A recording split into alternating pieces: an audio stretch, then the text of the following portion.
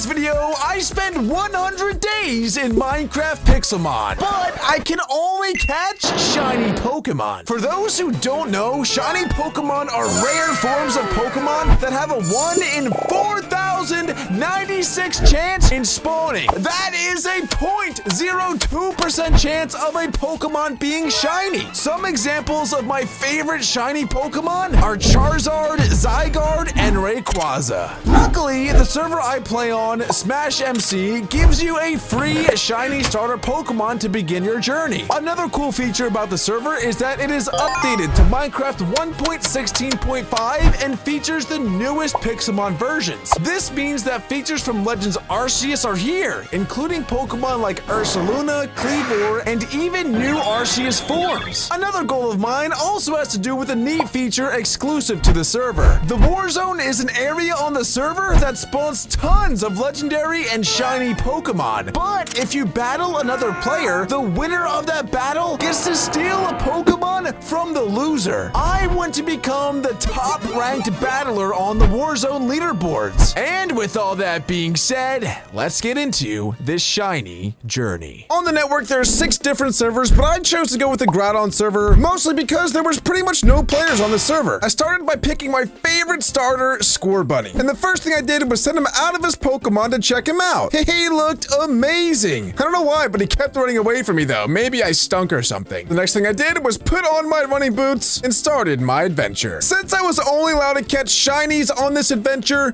the first thing I did was go to the training area to train up Scorbunny. I thought it'd be best to get my Scorbunny to the highest level possible to start everything off. So I went straight to the training area and destroyed a ton of Dratinis, Rattatas, and Bidoofs until my Scorbunny was level 16 and ready to evolve. And even though we only had Scorbunny for a couple of minutes, I was so excited to welcome Raboot to the team. They grow up so fast.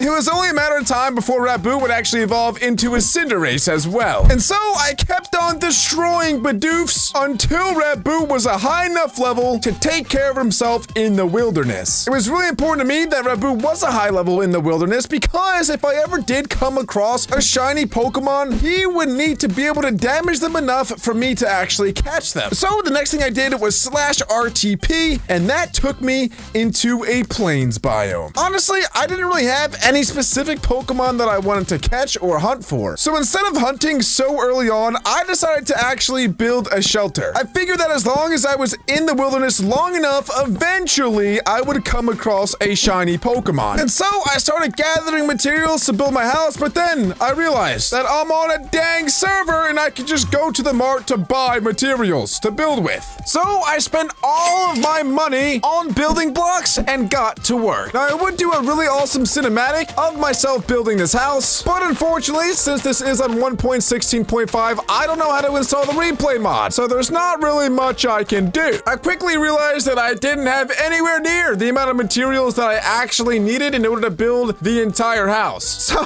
this is all that I had for now. But I decided to claim all of the land in this area so that later on I can finish this house and make some pretty cool breeding grounds as well. One thing I forgot to mention as well is in order to enter the Warzone, your entire team has to be level 100. So obviously, I needed to get Raboot up to a Cinderace and become level 100 if I ever wanted to enter. The problem was I did not want to spend too much more time in the training area because that was a lot of time wasted not looking for more shiny Pokemon. So I decided to train Raboot while roaming the wilderness. I killed everything that I saw, including this level 5 Burmy. He got yeeted, and he actually gave me some pretty good materials, which gave me the idea to continue to kill every single Pokemon that I found and collect their items so that I could sell them, make more money to buy more building materials so that I could actually complete my house. Level 12 Zigzagoon, yeeted. Thank you for the bones and mail, sir. Sentry, dead. That's right, Raboot was actually getting to the point where he was pretty much one-shotting most every Pokemon that he came across. And then I found my first Pokeloot. Pokeloots are little Pokeballs found across the world that you can claim for random Pokemon items. In this case, I got film, which you can put into a camera to take pictures of Pokemon. It could be a cool idea to take a picture of every single shiny Pokemon that I catch and put them up on a wall in my house. The further I ventured out, the cooler biomes I discovered. And with the cooler biomes I discovered, the cooler other Pokemon as well. This was my first challenge, a level 42 Go-Goat. Honestly, I had no idea if Raboot would be able to take on this Go-Goat, but I gave it a shot anyway. I clicked Flame Charge to see if that would do a lot of damage, and unfortunately, it didn't do as much as I was hoping, especially because Go-Goat had the move Synthesis, which healed him by 50% of his maximum health. Luckily though, Raboot got a big hit off on the Go-Goat,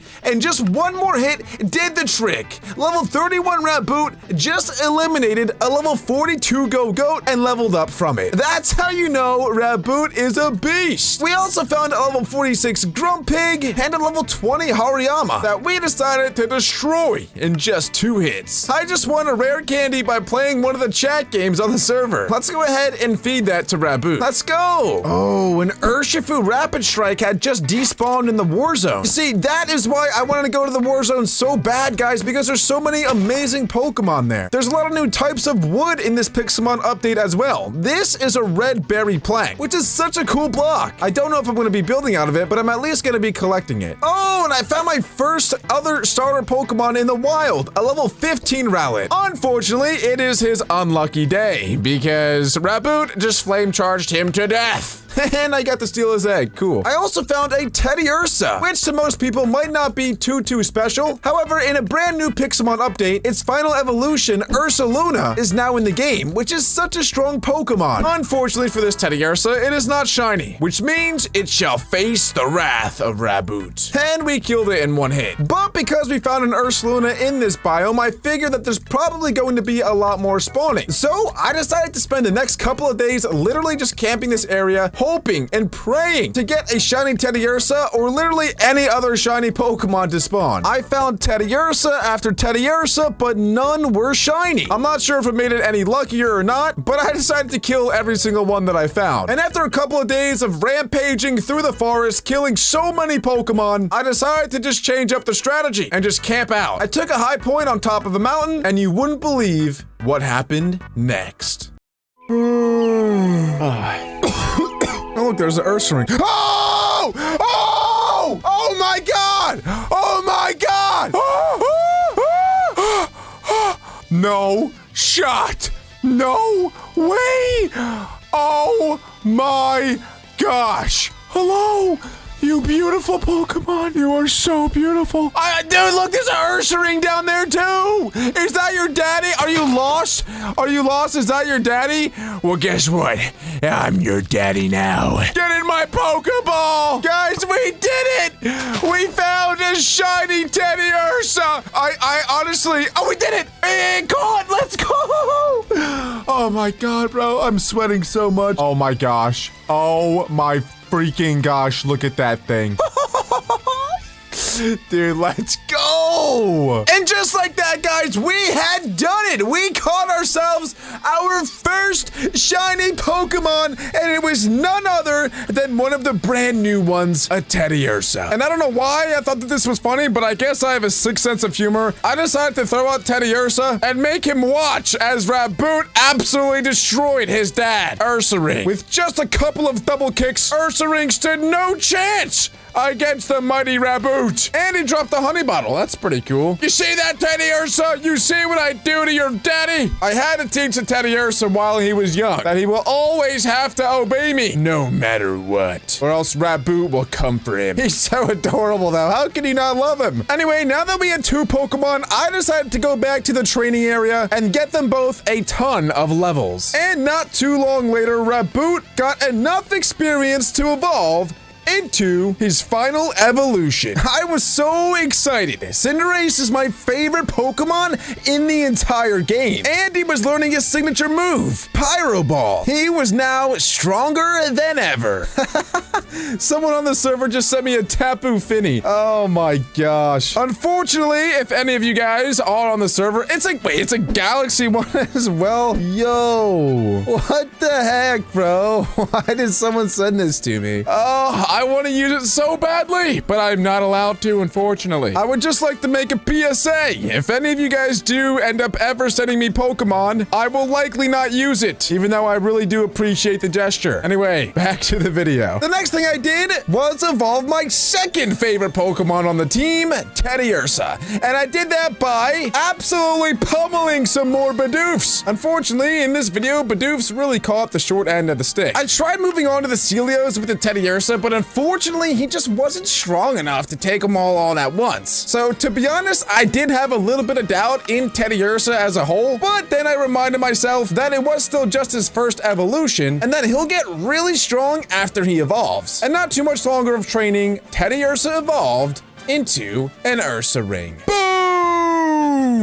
The big green bear. It looks like you just walked through a pile of snot, Ursa Ring. Seriously. Get a bath. And although I loved my snot-filled bear, I didn't really want to keep him around too long. His evolution is what I was really after. Unfortunately, in order to evolve him, it was quite challenging. The first thing you have to do is find a swamp biome. So I ventured out in the wilderness until I found just that. I know it was quite late to do this, but I decided it was better late than never. And I decided to nickname Ursa Ring Boogie Bear, and of course, Cinderace to Cyrodice. Oh, a Pikachu! This is a Pokemon I definitely want. Unfortunately, it's not shiny, so Boogie Bear, go ahead and put him down. See you later, Stinky. But on a real though, Pikachu is an amazing Pokemon, and I would love to use it. I found a flower biome and decided to collect some flowers, just in case any moms come onto the server. Because, you know, Mother's Day is around the corner. Kinda. Is it? I don't even know. I just like moms. However, this is where a lot of raid dens spawn. Raid dens are an activity where 4 people can team up to battle one super strong Pokemon. Unfortunately, this raid den does not seem to be active. But if you do manage to take out a raid den, you get some pretty cool rewards. I also decided to test out Boogie Bear's new abilities to see what he can do. And golly gee, he hits like a truck now. The best part is, he's not even fully evolved. He still has one more evolution, and when he does evolve, he's gonna be a monster truck. I really did explore far and wide to find the swamp biome, and I even came across a snowy village. And there was a giant red pillar in the air, so I decided to go figure out what it was. And like I was just talking about, we found an active raid den. This one doesn't seem like it's gonna be too much of a challenge since it is just a 1-star Zigzagoon, but I decided to give it a go anyway. Look at how massive this Zigzagoon is. I decided to give it a double kick and, well, not too much longer, the Zigzagoon died. But because this was just a 1-star raid, I didn't really get too much. I got a nugget and 1 XP candy. And with the help of Get Trapped, he took me to his home, which is in a swamp biome, so I finally found it. I was looking for a swamp for so long that I was honestly really grateful. But the big reason why I needed to find a swamp biome so badly was because this is how you get a peat block. And you need a peat block in order to evolve Ursa Ring into Ursa Luna. What you have to do is send out a Pokemon in a swamp biome, and in the top right of the screen it says forage, and when you forage, a Pokemon will actually find an item for you in the area. In this case, Cinderace found me a black apricorn. That's not quite what I'm looking for. I need him to find me, not Slime Ball either, Cinderace, come on now. But I need to keep doing this until one of my Pokemon finds me a Pleat Block, and once they do, then I'll be able to evolve Boogie Bear. While I was doing that, I found another raid den. This one wasn't anything too special either, but I decided to give it a shot anyway. It was just another 1-star raid, and me and the boys took it out in 1 turn. But I got another nugget and XP candy. So I went back to foraging, trying to get a Pleat Block, and you wouldn't imagine what happened next. Come on, Cinderace, give me a Pleat Block. Give me a Pleat Block. Wait, what is, no way. What is that? Wait a second. Wait. Oh my gosh! What? It's a Ducklet! Yes! Oh, I love Ducklet so much. I'm kidding, dude, what the heck? There's a shiny Gligar here.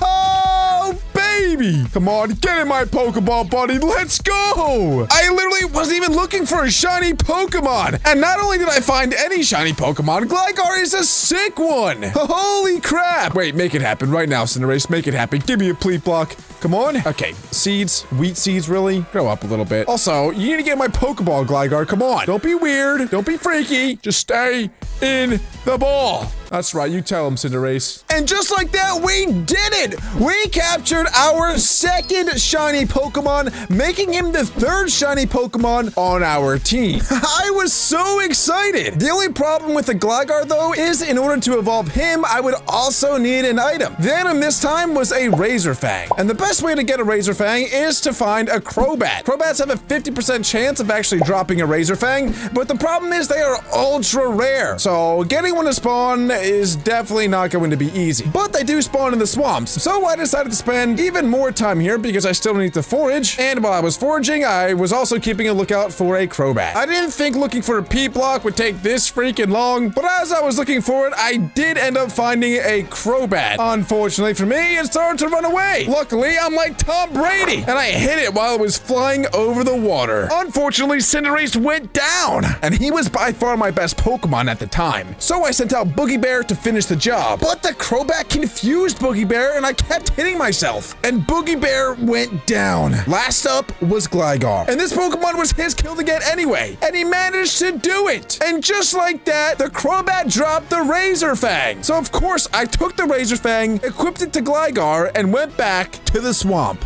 After foraging for what felt like an eternity, I had a full inventory of random items. But eventually, it happened. After Boogie Bear foraged for what seemed like the billionth time, he pooped out a peat block. Let's go! And just like that, both of my Pokemon were able to evolve. I right-clicked the peat block onto Boogie Bear, and the evolution happened immediately. Ursaring was evolving into Ursaluna. Unfortunately, it no longer looked like a giant booger, so the name Boogie Bear didn't really fit too much anymore, but I decided to keep it anyway. Maybe this bear likes to dance, and so that's why we can call it Boogie Bear. But look at how beautiful he is. Oh my goodness. He's probably the strongest Pokemon on my entire team. And now that I have 3 extremely strong Pokemon on the team, it was time to level them up to level 100. And so I went to the training area and got to work. The next couple of days were pretty brutal. Literally all I did was just train up my Pokemon. However, I will say some beautiful things did happen. Not only did we get Gligar to evolve into a Gliscor, but most importantly, Cinderace and Boogie Bear were already level 100. Now it's time to get Gliscor up there as well. The best way to do that is to send him out against a level 80 trainer like this and switch into Cinderace or Boogie Bear, and they will do the rest. And not too long later, I did it. I trained Gliscor all the way up to level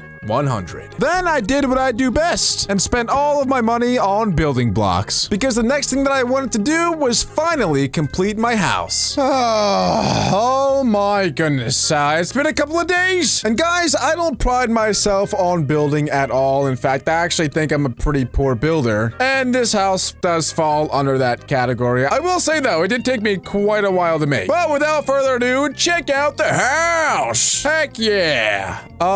If you're a good builder, then you would, oh, I didn't even finish this bit. I gotta do that later, I guess. But if you're a good builder, you'll look at this and be like, wow, this is absolutely garbage. But I tried. I mean, what can I say? I did do this effect with the glass. This is why I bought a ton of glass. I always like doing like cool little effects with it, although it didn't really come out the way I wanted it exactly to. But yeah, so here's my giant house. Except it's not even that giant. I don't know why. I kind of just wanted to go for like more of a laboratory theme than anything else. I honestly don't know why. I was feeling kind of like Pokemon labby type thing. I still need to do the roof. The roof isn't done like at all, like 0%. It's just flat right now. I think if I put like a cool roof on it, it'll definitely make it come together a lot nicer, but that's something that we'll be doing later on. I don't have too much time left in this challenge in order to become the #1 ranked ELO Warzone player on the server. So I need to go back to shiny hunting. At this point, I don't even really care what shinies I get. I just need to find shiny Pokemon so that I can train them up to level 100 and take them to the war zone. Then I came up with a phenomenal idea. I decided that I was gonna gather as many materials as possible and build one ginormous floating platform. This way, every single Pokemon that spawned, I would be able to see. Because one of the issues I was having so far was when I was looking for Pokemon, there was either hills in the way or trees or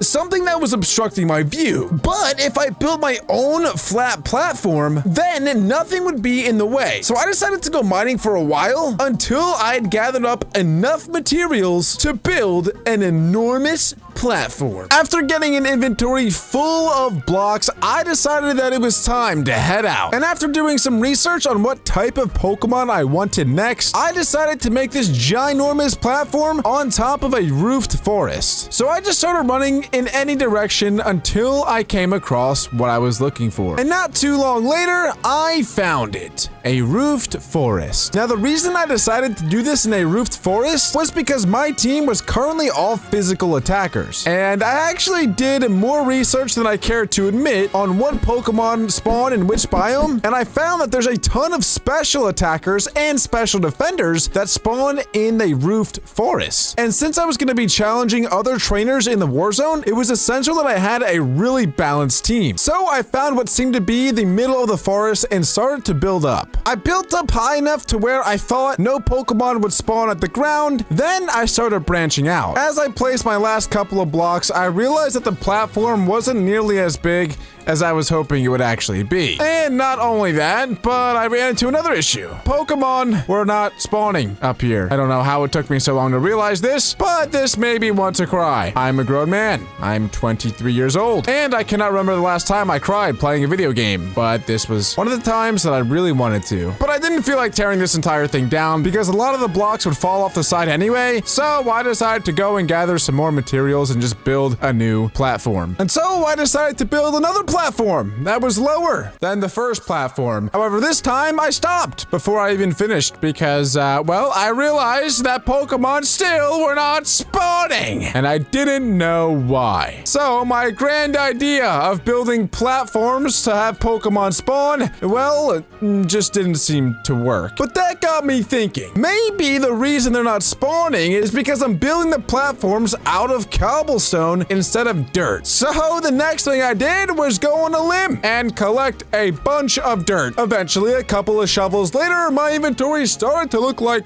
poop. But that is what I was going for. And the next step was to place dirt on top of all the cobblestone and see if that made any sort of impact. Eventually, I did cover all the cobblestone, and it worked! I got my first spawn. It was a Zubat, but it's a good sign. I finally felt like something was going my way. Then I remember that when I was foraging, I actually got some grass blocks, so I decided to go home and grab the grass blocks and then go back. This wouldn't really make an impact on the spawns at all, but it would at least make the place look a little bit nicer with grass instead of dirt. Then finally, after a couple of days of grinding, I was finally done with my platform. And now it's time to sit back, relax, and wait for hopefully something beautiful to spawn. There was one shiny that I really wanted, and that was a Ghastly. This thing evolves into a Gengar, which is one of the fastest and hardest hitting ghost Pokemon in the game. And a ton of them were spawning, so it was certainly giving me hope. After sitting around for quite a while, I saw hundreds of Pokemon, varying from Swoobat, Zubat, Spinarak, Drillbur, Phantoms, you name it, I saw it. But eventually, after enough patience, something magical happened. Oh! Oh my god! Oh my god, let's go! Well, it's not the Pokemon that I wanted, but it's a shiny! Let's go! Haha! A Litwick. Okay, I mean, I didn't think that I would want a candle for a Pokemon, but you know what? I will gladly take a Litwick. And just like that, we caught it. Shiny Litwick was mine. So I warped right to the training area and got him caught up to speed. He was gaining levels like crazy, learning moves like Hex, Will-O-Wisp, and many more. Eventually, the little candle evolved into a lamp. And now that we have a beautiful lamp, it's time to evolve it into a chandelier. In order to do that, all you need is a dusk stone. Then you just take out your lampet and right-click it. Next thing you know, your lampet will evolve into a chandelier. And now we have one of the coolest chandeliers on the whole server. Eventually, Chandelure was able to hold his own against the Garchomps and level up to level 100. And just like that, I had 4 shiny Pokemon that were all max level. I realized I was getting pretty low on time if I wanted to become the #1 ELO in the war zone, so I actually asked in chat if anyone was selling any shiny Pokemon. Luckily, someone was. A player named Get Trapped was selling a shiny Golem. He asked for 5K, but unfortunately, I didn't have 5K, so I asked if he could do 4, and then he told me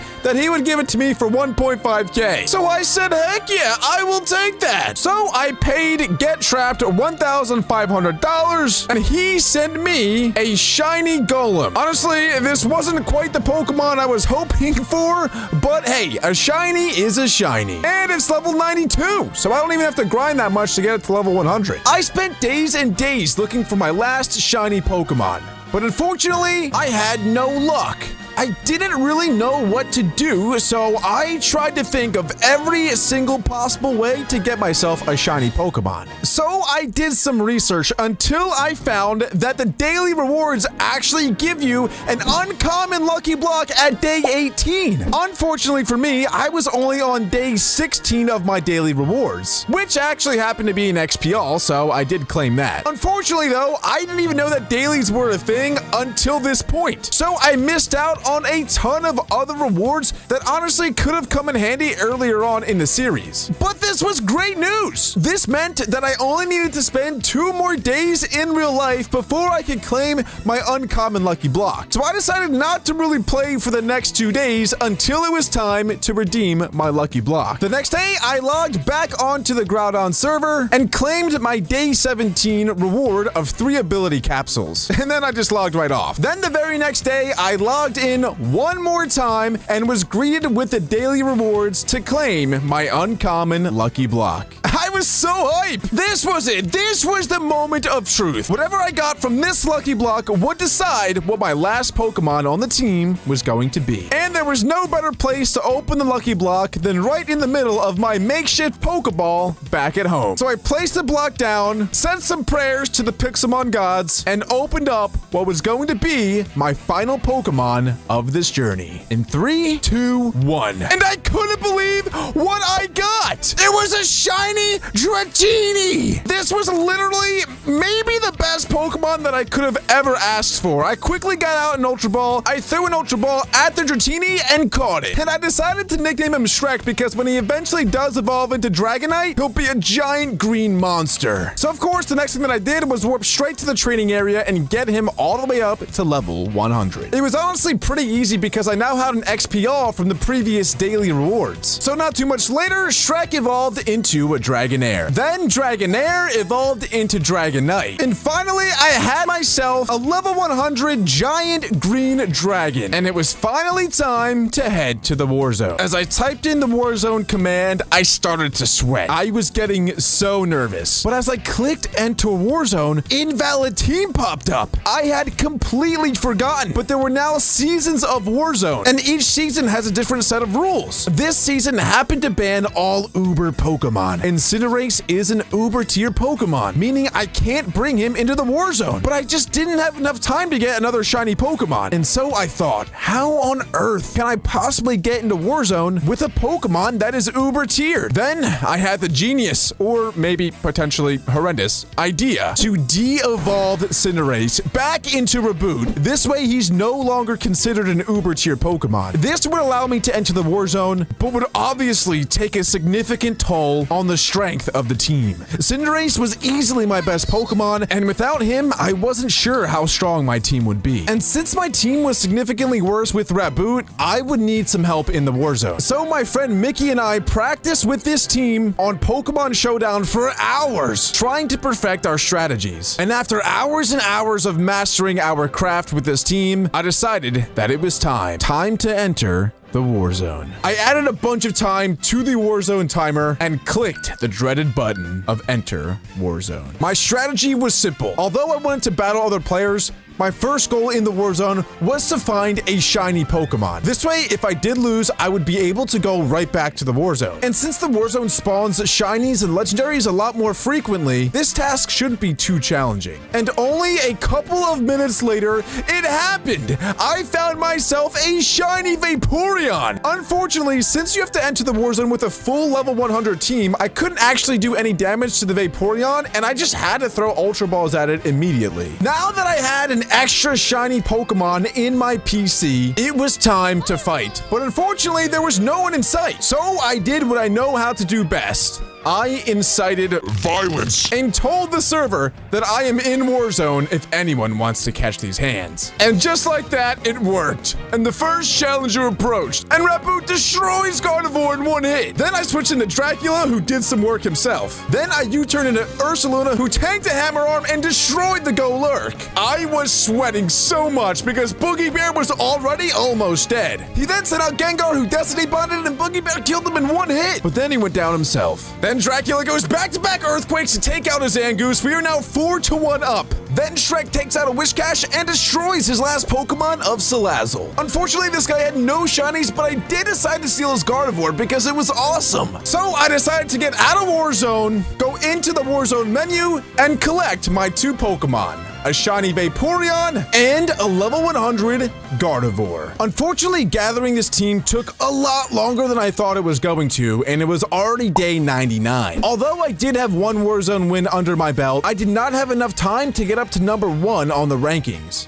But for whatever reason, the number 1 ranked Warzone player on the server challenged me to a Warzone battle. I'm not gonna lie, this made me extremely nervous. And although even if I did beat him, it would not put me in the number 1 slot, it would at least show me that I was at least capable of competing with the top-ranked Warzone opponents. So, without any hesitation, I decided to go to the Warzone. And as I entered Warzone, Luxray had just destroyed somebody else and stole his Salamence. Next thing I knew, I was in battle with him. I went into Dragonite and tried to outrage his Mega Evolved Gyarados, but he switched into Tapu Lele. The battle was going back and forth, but honestly, Luxray had the advantage halfway through. Unfortunately, my Dragonite went down, and I only had 4 Pokemon left. I sent out Lumiere, who destroyed his Volcarona in one hit, but unfortunately was very weak himself. Then Gliscor went down, and things were not looking good. And unfortunately, things came to a terrible end, and I lost! Then I just waited to see which Pokemon he would steal from me. And there went my starter Pokemon, Cinderace. Unfortunately, that does conclude my 100-day challenge of trying to become the number 1 ranked Warzone player with only shiny Pokemon. If you guys still want to see me try to become the number 1 ranked Warzone player, be sure to support this video. And if it does well, I'll do a 200 days of using only shiny Pokemon to try to become the world's best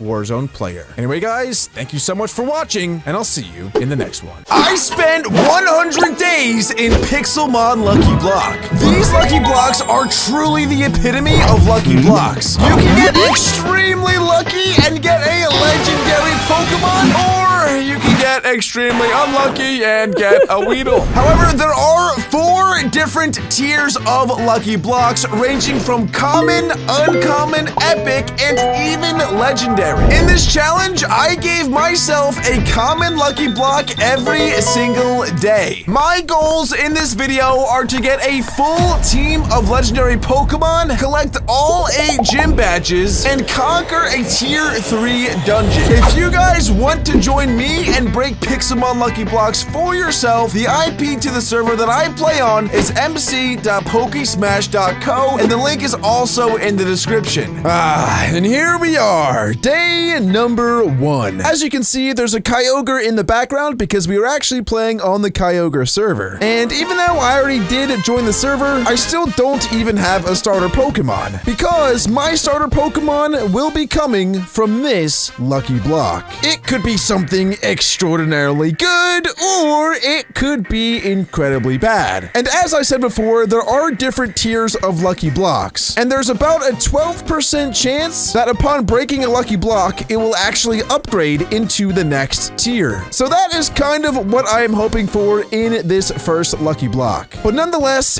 here we go. It is time to get my starter Pokemon. What is it gonna be? Let's find out in 3, 2, 1. Oh my goodness! Are you kidding me? My very first Lucky Block ever! I got a legendary Pokemon! A Mesprit! Oh my gosh! That is insane! did! Honestly, I didn't even know that that was possible. I thought you could only get legendary Pokemon from Ultra Ball Lucky Blocks and Master Ball Lucky Blocks. That might have to get patched, but I will take it. Let's go! So one thing that is really awesome about this series is I'm not gonna have to worry about going into the wild and finding my own Pokemon, because all the Pokemon that I will be acquiring will be from Lucky Blocks. And so what I can spend my days doing instead of actually going out and looking for Pokemon is just training. So I spent my entire first day training up Mesprit in EVs. I gave him a perfect special attack EVs and perfect speed EVs. I was about a third of the way done EV training my Mesprit before the next day came about, and so I went into my vault and collected another Lucky Block. And here we go, Lucky Block number 2. I don't think I'm gonna get anywhere near as lucky as Lucky Block number 1, but hopefully we get something somewhat similar to our first one. Let's see what it is in 3, 2, 1. Oh, we got an Unknown. I mean, honestly, Unknown is a pretty bad Pokemon, but it's really cool. Like, they're very rare in general to find Unknowns, so it is pretty cool to have acquired one. However, I doubt that I'm actually going to be using this thing. Anyway, back to EV training my Mesprit. Okay, I hate to keep cutting to me just opening Lucky Blocks, but literally all I'm doing is EV training my Mesprit, so there's really nothing for you guys to see. So anyway, let's go ahead and open up my third Lucky Block on day number 3. I think I'm about due for a Lucky Block upgrade. Let's see what we get in 3, 2, 1. Okay, and now we've got ourselves a Wooloo. Again, definitely not a very good Pokemon, but it is certainly better than nothing. And there we go, the Wooloo has been captured. Now, one thing I do have to keep in mind is the gym typings, because one of my objectives is to defeat every single gym. And so the gym order is Electric, Psychic, Poison, Normal, Fighting, Fairy, Ice, and Water. So I'm going to have to build teams to counter each of those types. It seems as though there are Lucky Blocks everywhere, but really that's just the resource pack. And by the way, guys, when this video does release, these Lucky Blocks will be released to you guys, the public. And also, the resource pack will not be iron blocks anymore, so that shouldn't be an issue. Anyway, in day number 4, that is when I finished EV training my Mesprit. I accidentally put a point in attack and defense, but it is what it is. So now that my Mesprit was perfectly EV trained, it was time to get him to level 100. And the best way that I knew to do that was to go to the training area at spawn. And so I spent the rest of day number 4 pretty much destroying Conkeldurs and Seismitoads. I decided to take a couple days off from breaking Lucky Blocks just so I could strictly focus on getting Mesprit to level 100. And even though this took a couple of days, I certainly think it was worth it, because now that I had such a high level Pokemon on my team, I could battle other really high level Pokemon, which will help my lower level Pokemon grow a lot faster. And just like that, it was already day number 8. But Mesprit was level 100, so we've certainly gotten off to a really good start. But now it is time to open 5 more Lucky Blocks. Surely in one of these Lucky Blocks, I would get an upgrade and be able to open an uncommon Lucky Block instead of just a common one. Well, without further ado, let's go on and test my theory.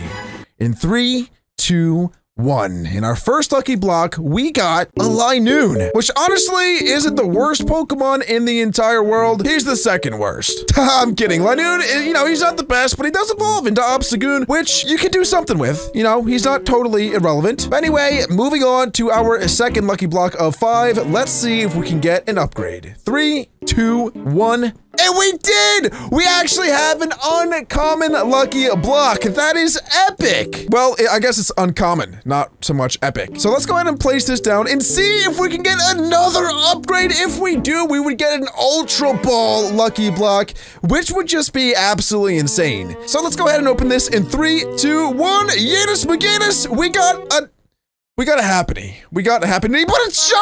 Oh my gosh! Wait, that's actually kind of sick. Low-key, Blissey is pretty freaking good in competitive Pokemon, so I might actually end up using that, especially because it's shiny. Well, let's go ahead and open up the rest of the 3 Lucky Blocks. And we got another upgrade! Let's go! All right, let's open up the other ones. A Bronzong! That's not too bad. And for the last one, we got an Orbeetle. Certainly not too shabby, but let's go ahead and open up this uncommon Lucky Block, and we got a shiny Hippopotas. Dude, Hippowdon's actually really good, especially considering that the first gym that we're going to be battling training is electric, so he's gonna be able to counter that very, very well. So after just 8 days, my team is looking pretty insane. We already have 2 shiny Pokemon, a Mesprit, and then some other just common Pokemon in our party. To help speed up all of the EV training, I went ahead and bought every single power item. Each of these power items has a different EV that they boost. For example, the power lens, every time you defeat a Pokemon, it gives you +3 special attack EVs. The next thing I did was go to the global trade system and purchase myself an XP share. Then I bought an XP all as well. These 2 items are going to be very, very helpful in leveling up the rest of my Pokemon. So I put the XP share on Hippopotas and went back to training. And just a few minutes later, Hippopotas evolved into a shiny Hippowdon. Look at how thick this boy looks! Hey, work it, boy! It was already day number 11, and I already had 2 Pokemon that were level 100, my Mesprit and my Hippowdon. However, I got really tired of just grinding levels, and so I asked in chat if anyone had a town that I could join, because I was really feeling like building my house. A player named Spirit Cuz invited me to his town, and what I saw was absolutely incredible. They literally had an entire city full of different plots and players to build on. They even had a giant Rayquaza statue that sat atop of a floating castle. And they had this giant building, I don't know what was in it, but every time I looked at it, it made my computer lag. So I decided to just not look at it. Whatever they had going on in there, I really want to find out. And just like that, I claimed one of the spare plots in the back of the city. Boy, look at this view. After touring the Grand City for some time, I decided to put my best foot forward when building my house. Because I didn't want to put some stupid like dirt house in the corner of the city to make it look ugly, and I knew that I wasn't really the best builder that there was, so I really needed to take my time and build something that would make the city look even nicer. I wanted to keep my build Pokemon themed since this is obviously a PIXELMON video, so I decided to make my house one giant Pokeball, but that actually got a lot more confusing than I thought it was going to. I even tried doing like a full layout of doing like that cross pattern you see in the middle to help me align everything, but in the end it just got really confusing and I had to break it down and build it back up like 3 different times. But anyway, here's the final product. Okay, and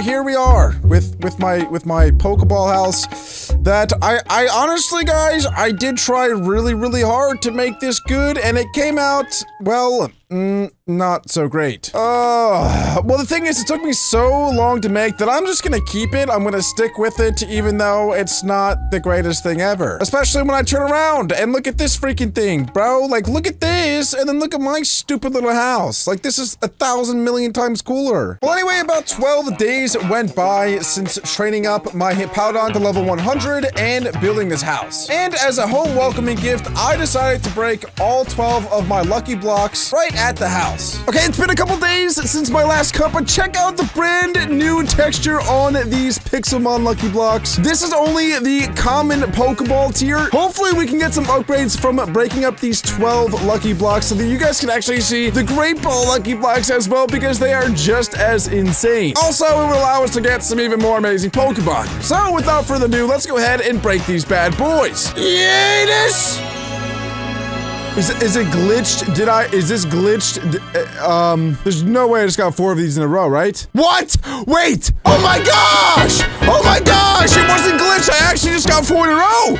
I stopped breaking them because I was like, haha! Also, we got a Greninja, so that's pretty awesome. Alright, so let's go ahead and open the rest of these 5 common Lucky Blocks, and then we can get into these uncommon Lucky Blocks. Here we go in 3, 2, 1, boom, boom, boom, boom, boom! Okay, so honestly, didn't really get anything too insane. The Samurai's pretty good. The Chespin's actually not too bad as well. So let's go ahead and catch all of these Pokemon and then go ahead and open up our uncommon Lucky Blocks. Oh, check out how epic these things look, dude. These are insane. Hopefully, from at least one of these, we get an Ultra Ball Lucky Block, which is pretty much a guaranteed legendary. Like, that would be so epic. So, without further ado, let's go ahead and do it in 3, 2, 1, boom!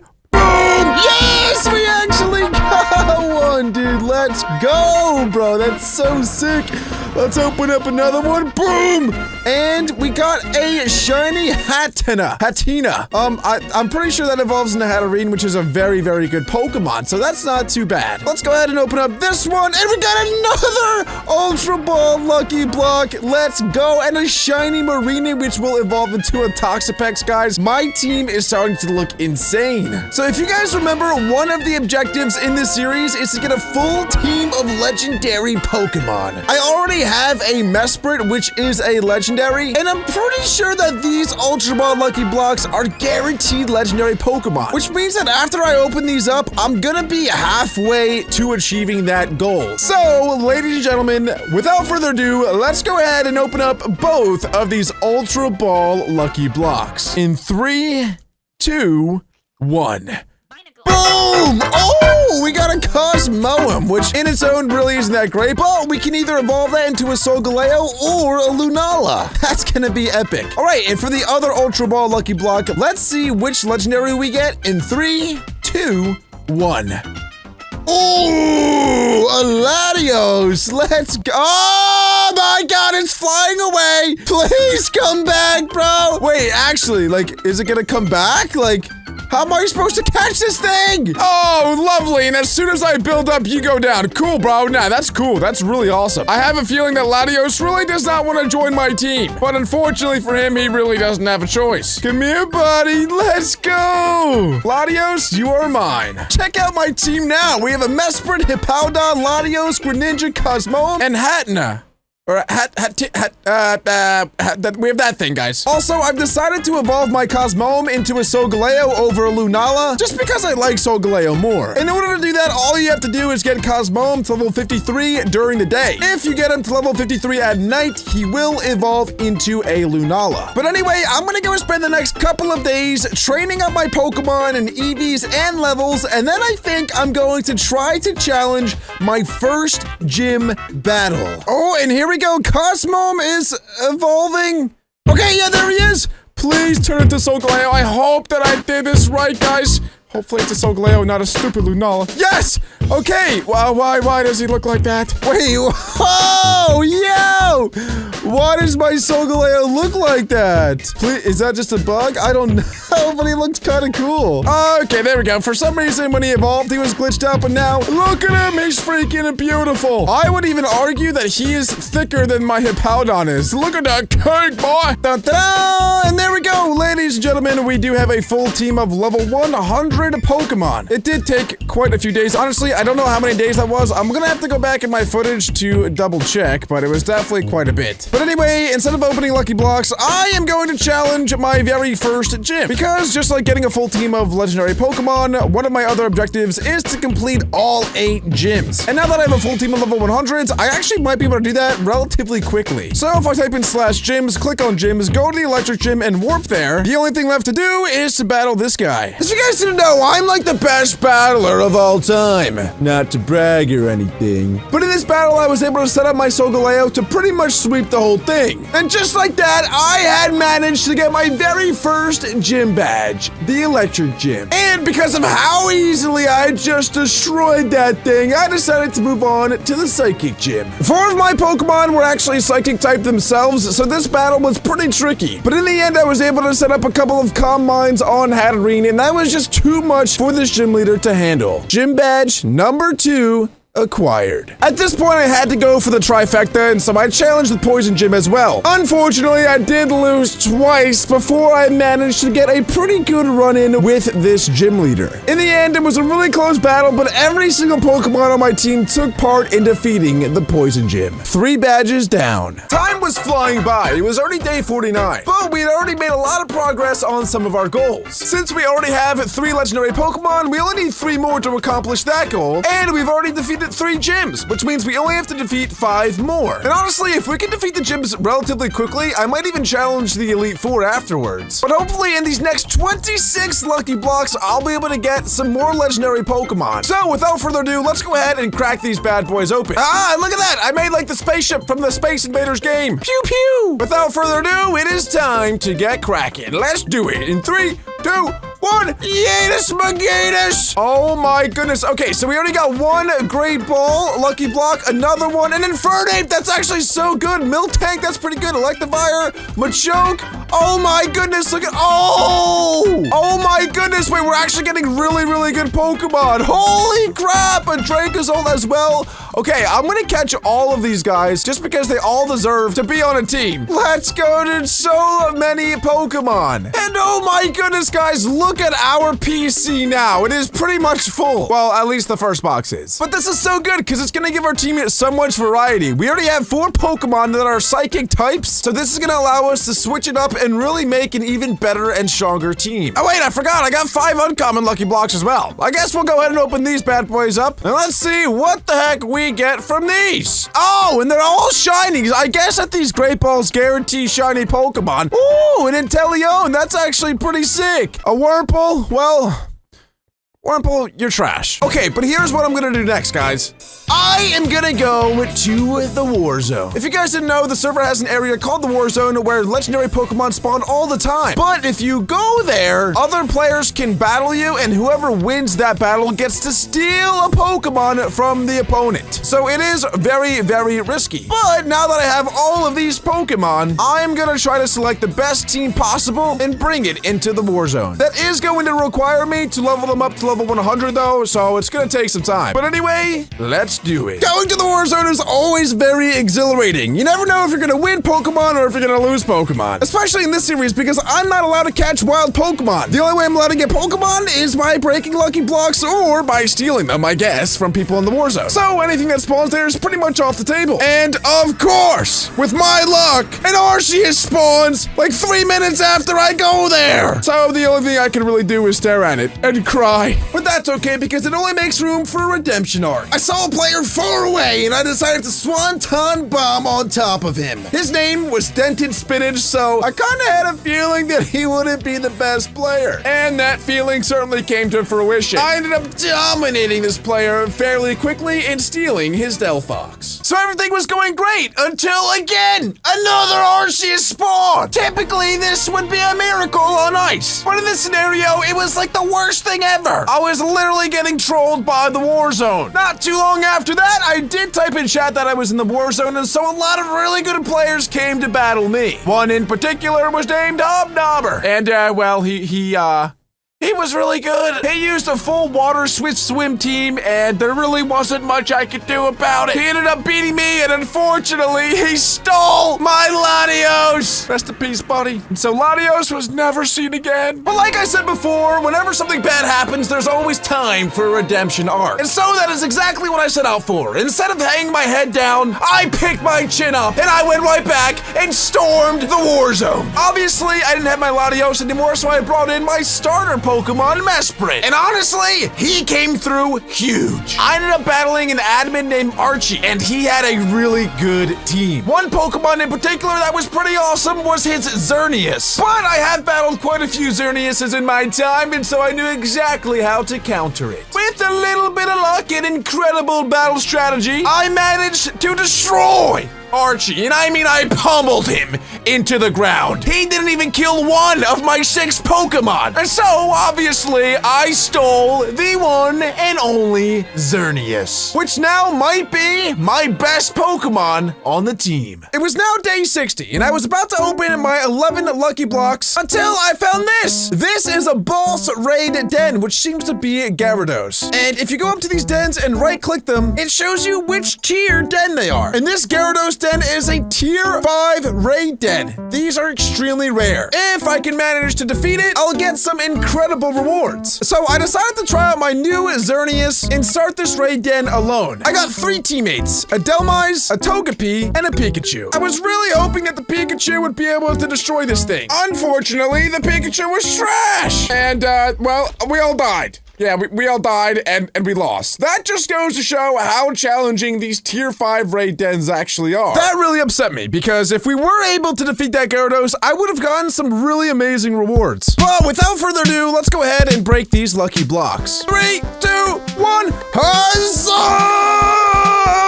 And boom! We actually got some pretty decent Pokemon, maybe? I don't know, we got a Feraligatr. That is not too shabby. A Squirtle I will take. A Slackoth, a Yungoos, Golduck, a Nidoqueen, that's not the worst. An Impidip, that is the worst, and a Rufflet. But we did also get 3 more Great Ball Lucky Blocks. Hopefully one of these is an Ultra Ball Lucky Block. At this point, we only have 40 more Lucky Blocks to open. So we actually do really need to get some more legendary Pokemon if we want to complete our one challenge of getting a full team of legendaries. So without further ado, let's go ahead and open up these 3 Lucky Blocks in 3, 2, 1, boom! Oh, a shiny Lurantis. Okay. Oh, yes, we got an upgrade. That's sick. And the last one is a shiny Volcarona. That is not too bad. All right, well, let's go ahead and open up this Ultra Ball Lucky Block as well. If we get another upgrade, it will become a Master Ball Lucky Block, which would be absolutely amazing. So let's go ahead and give it a try in 3, 2, 1.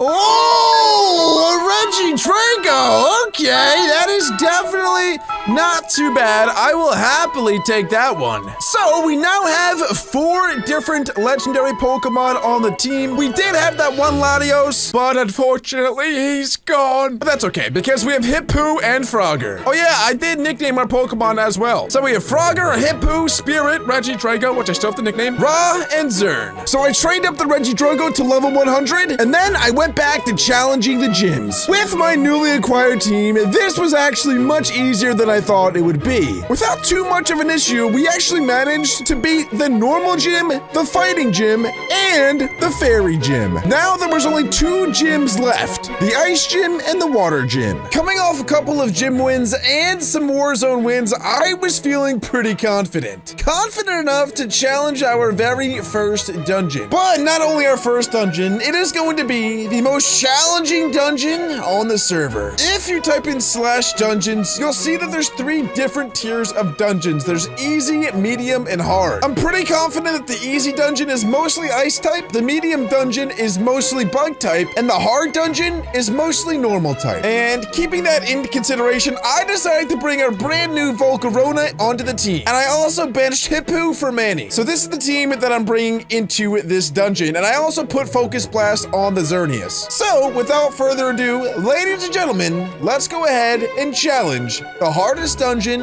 on the server. Royal Dungeon, here we come. Alright, so entering this dungeon seemed pretty intimidating right off the get-go. Also, my shaders were derping out a bit, and this Bouffalant looked like it was dropped as a baby. Also, I could see Pokemon through walls. I'm not really sure what was going on. But I just realized that there was a timer on the top of the screen, and I only had 30 minutes to get through this entire dungeon. So I wasted no time, and I just started Focus Blasting everything with the Xerneas. And even though I was really confident with my newly acquired team, things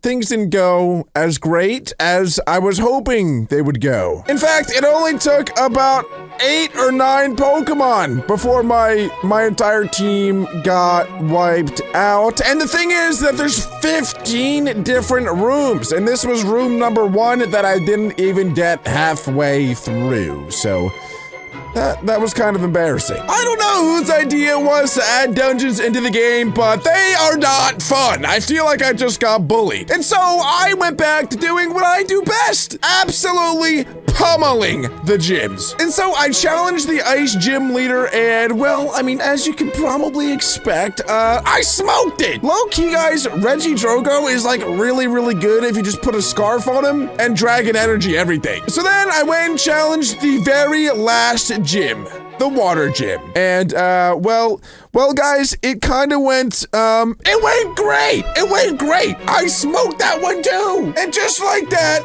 we had completed our very first objective of the entire series by defeating all 8 gyms. Right, it is now day 85, so we are almost done with our journey. So far, we have already accomplished one of our tasks in defeating all 8 gyms. However, we did fail in beating the dungeon. That thing was insane. And also, we still don't have a full team of legendary Pokemon. We do have 4 of 6 though. So, hopefully in these next 25 lucky blocks, we can get even more legendary Pokemon. Not only are we gonna need that for one of our challenges, challenges, but also we're definitely going to need that for one of the dungeons. So without further ado, let's go ahead and break these lucky blocks, but this time one at a time instead of all together. All right, lucky block number 1 is a Bastiodon. Honestly, not really entirely what I want. Number 2 is a Heliolisk. Honestly, at this point, guys, if I get anything that isn't a pseudo legendary or a upgraded lucky block, then it's kind of disappointing. So, for example, when I get a Pineco, that's let's just say I'm not too happy with that. And also, I can't do this whole opening one block at a time thing, so let's go ahead and open up 6 of them. Boom, boom, boom, boom, boom, boom, boom. If the stupid Samuro would get out of my stinking way. Oh, we actually got 3 uncommon lucky blocks from that. That's actually pretty good. All right, let's open up a couple more of these things. Boom, boom, boom. Oh, a Pelipper, actually. That's not too bad. Oh, baby, let's go, dude. A Ferrothorn, a Trevenant. That's not too bad. A Pelipper. If he wants to join the team, you're welcome to, buddy. Well, we also got this Heracross over here as well. Actually, the Heracross can be pretty good for that dungeon that we're trying to defeat. Let's go ahead and break it. Oh, we got a Metagross, dude. Let's go. Wait, that's actually really good. We might be able to use that Metagross to help out in that dungeon. Well, let's go ahead and open up another 7 of these lucky blocks. Let's see what the heck we get. Okay, that was very underwhelming. These Pokemon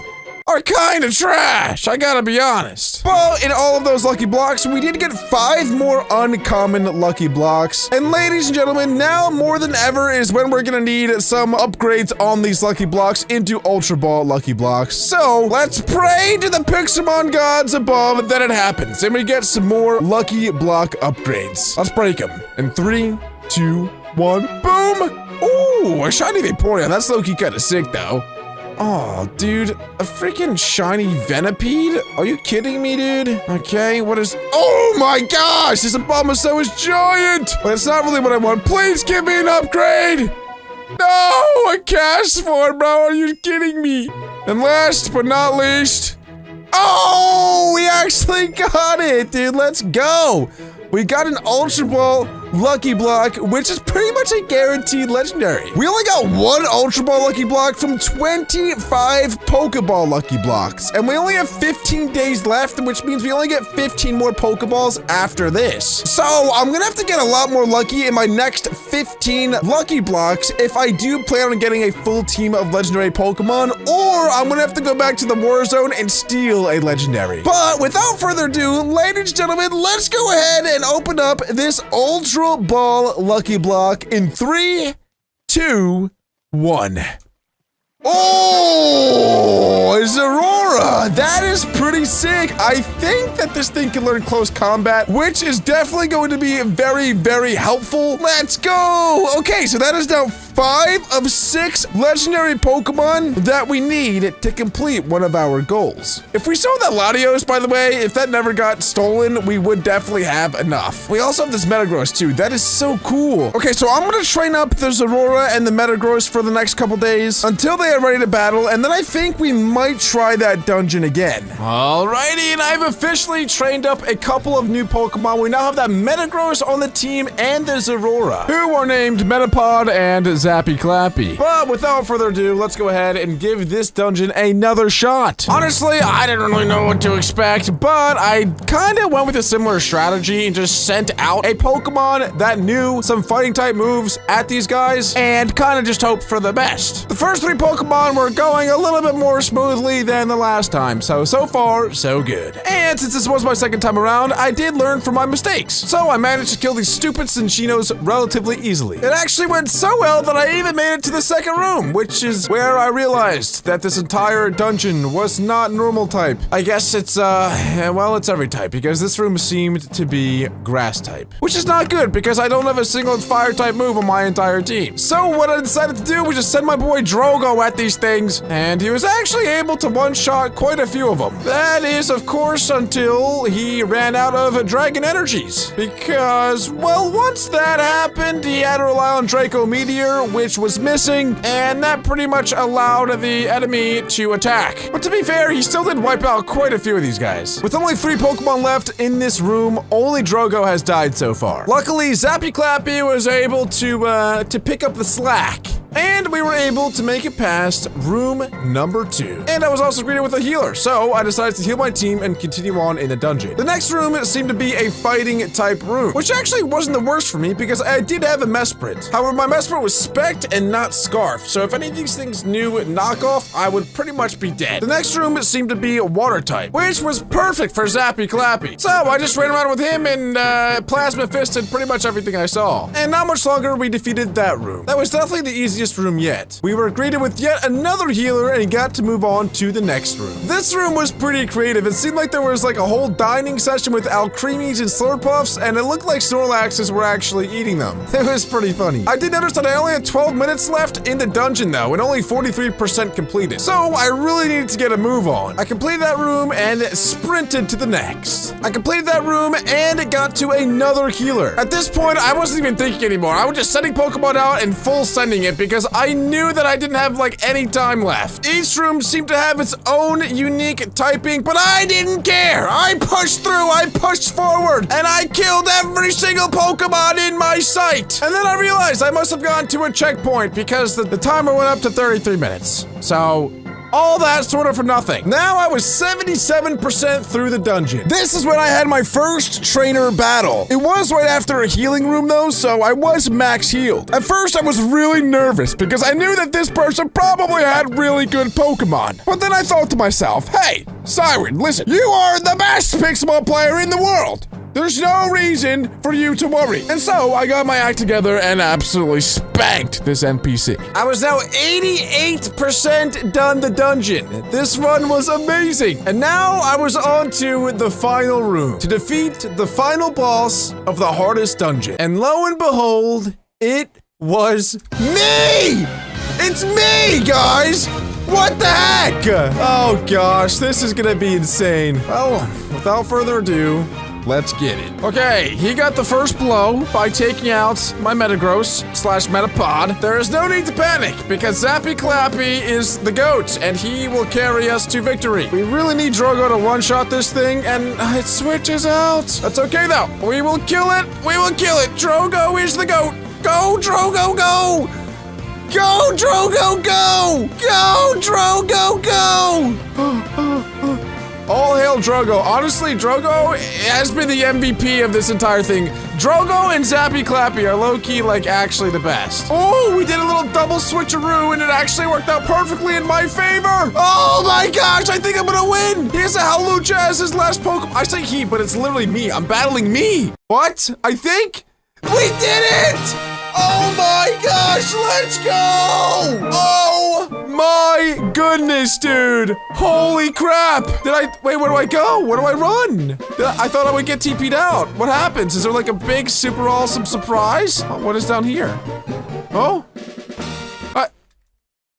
Well, I did it. That was maybe a little bit underwhelming. But let's go! Guys, I'm so proud of each and every one of you. You fought so hard. Metapod, Ra, Zappy, Clappy, Spirit, Drogo, and of course, Zern. You all did a wonderful job. But guys, I'm gonna need you for one last thing. I need you to put all your power together and give me all the luck that you can in these next 15 lucky blocks that we open. We still have not gotten a legendary Master Ball block. So please, put your hands up and give me all your power, just like a Spirit Bomb, okay? So let's go ahead and open up these last 15 lucky blocks. Come on, give me something! Okay, a Swablu, please, guys, I need something better than that. A Shellos, no, come on! Please give me an upgrade! A Colossopod! This is not how I want to end my 100 days! Please give me some Solgaleo. Actually, you know what? Let's try to do this on top of Solgaleo.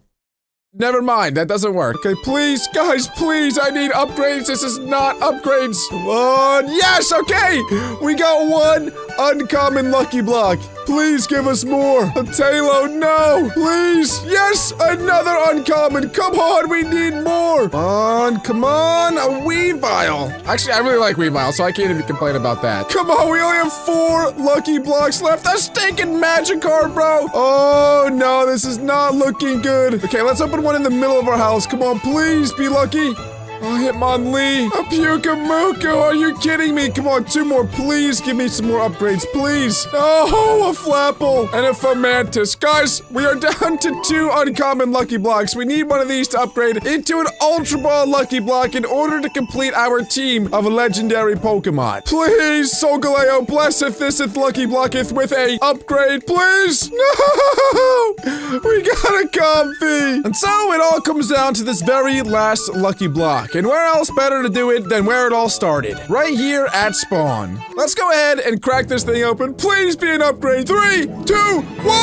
Yes! Oh my gosh! Oh, we actually got it. No way! Oh my gosh! I knew coming to spawn was the best plan. Okay, so now we have the last Lucky Block of the video. An Ultra Ball Lucky Block. Let's see what we get in 3, 2, 1. Oh! Let's go! Oh my gosh, we actually got it! No way! It is day 100 and we finally got our very first Master Ball Lucky Block. Okay, let's put this down right where the Ultra Ball Lucky Block was, because that seemed to be pretty lucky. And let's see which legendary Pokemon we get in our last day of this 100-day challenge. In 3, 2, 1. Oh my gosh, dude. Are you kidding me? We just got a freaking shiny Zacian. Oh my goodness, look at this bad boy. Metapod, listen buddy, I love you so much, but you just cannot compete with a shiny Zacian. He fits right into the team. And so there we go, our third objective is complete. We have acquired a full team of legendary Pokemon. If you guys want to see 200 days, be sure to go ahead and leave a like and comment down below. Also, if you guys love PIXELMON, be sure to go ahead and check out some of my other videos. Thank you so much for watching, and I'll catch you in the next one. See you guys.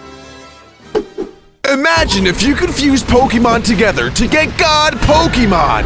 Well, on Smash MC, you can, and I will be spending 100 days doing just that.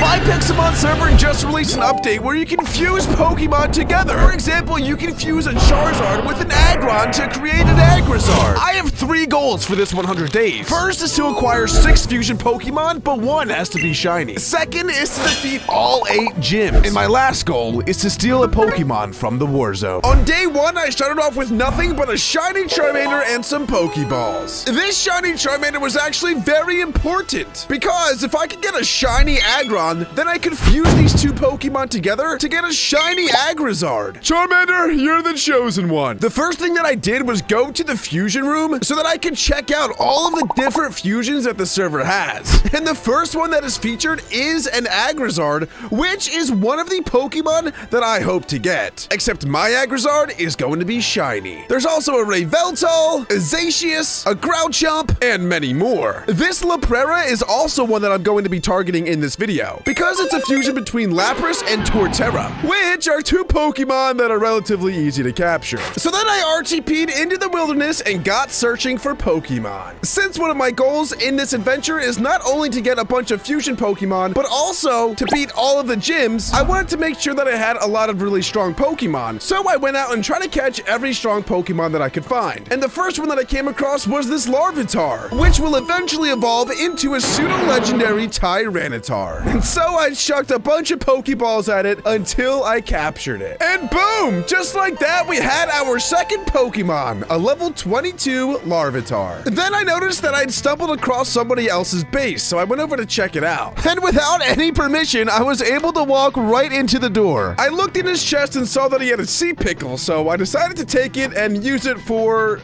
my own pleasure. I feel like I should say this though, if you do steal from other players on the server, you will be banned. So do not take after me or else you'll get banned.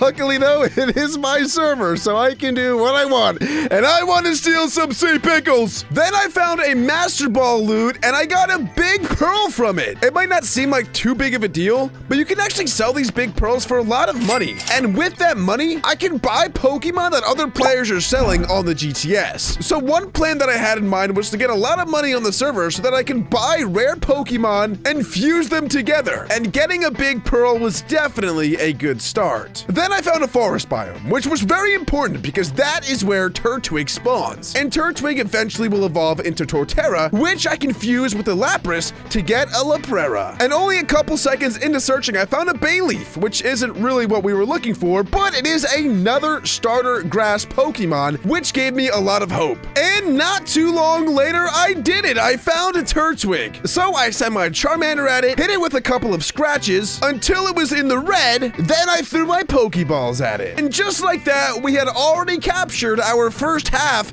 to our first fusion Pokemon. I nicknamed my Turtwig Labrat 1 and my Charmander Shiny Labrat 1 because they're pretty much going to be used as fusion fodder later on in this video. And then I stumbled across a village, which had already been pillaged by other members of society, so there wasn't really too much left in here. I did, however, steal the bell and kept moving. And then I randomly stumbled across a Scorbunny, which is not a Pokemon that I was thinking of catching at all in this 100 days. But after thinking about it, he actually does have a Pokemon that he can fuse with. If I can somehow manage to get my hands on an Urshifu, a Cinderace and Urshifu can fuse together to create Cindershifu, and that would be epic. And so already we had 4 Pokemon on the team. Then I adventured until I found an ocean biome, because that is where Lapras will spawn. However, Lapras is definitely a very challenging Pokemon, so I was expecting this to take quite a while. So I crafted a boat, became Jack Sparrow, and sailed off to the sea. And as I was out at sea, I decided to make a pit stop at my toilet. When duty calls, duty calls. And well, my editor let me know that while I was taking care of business, of course, that is when a Lapras spawned right in front of me.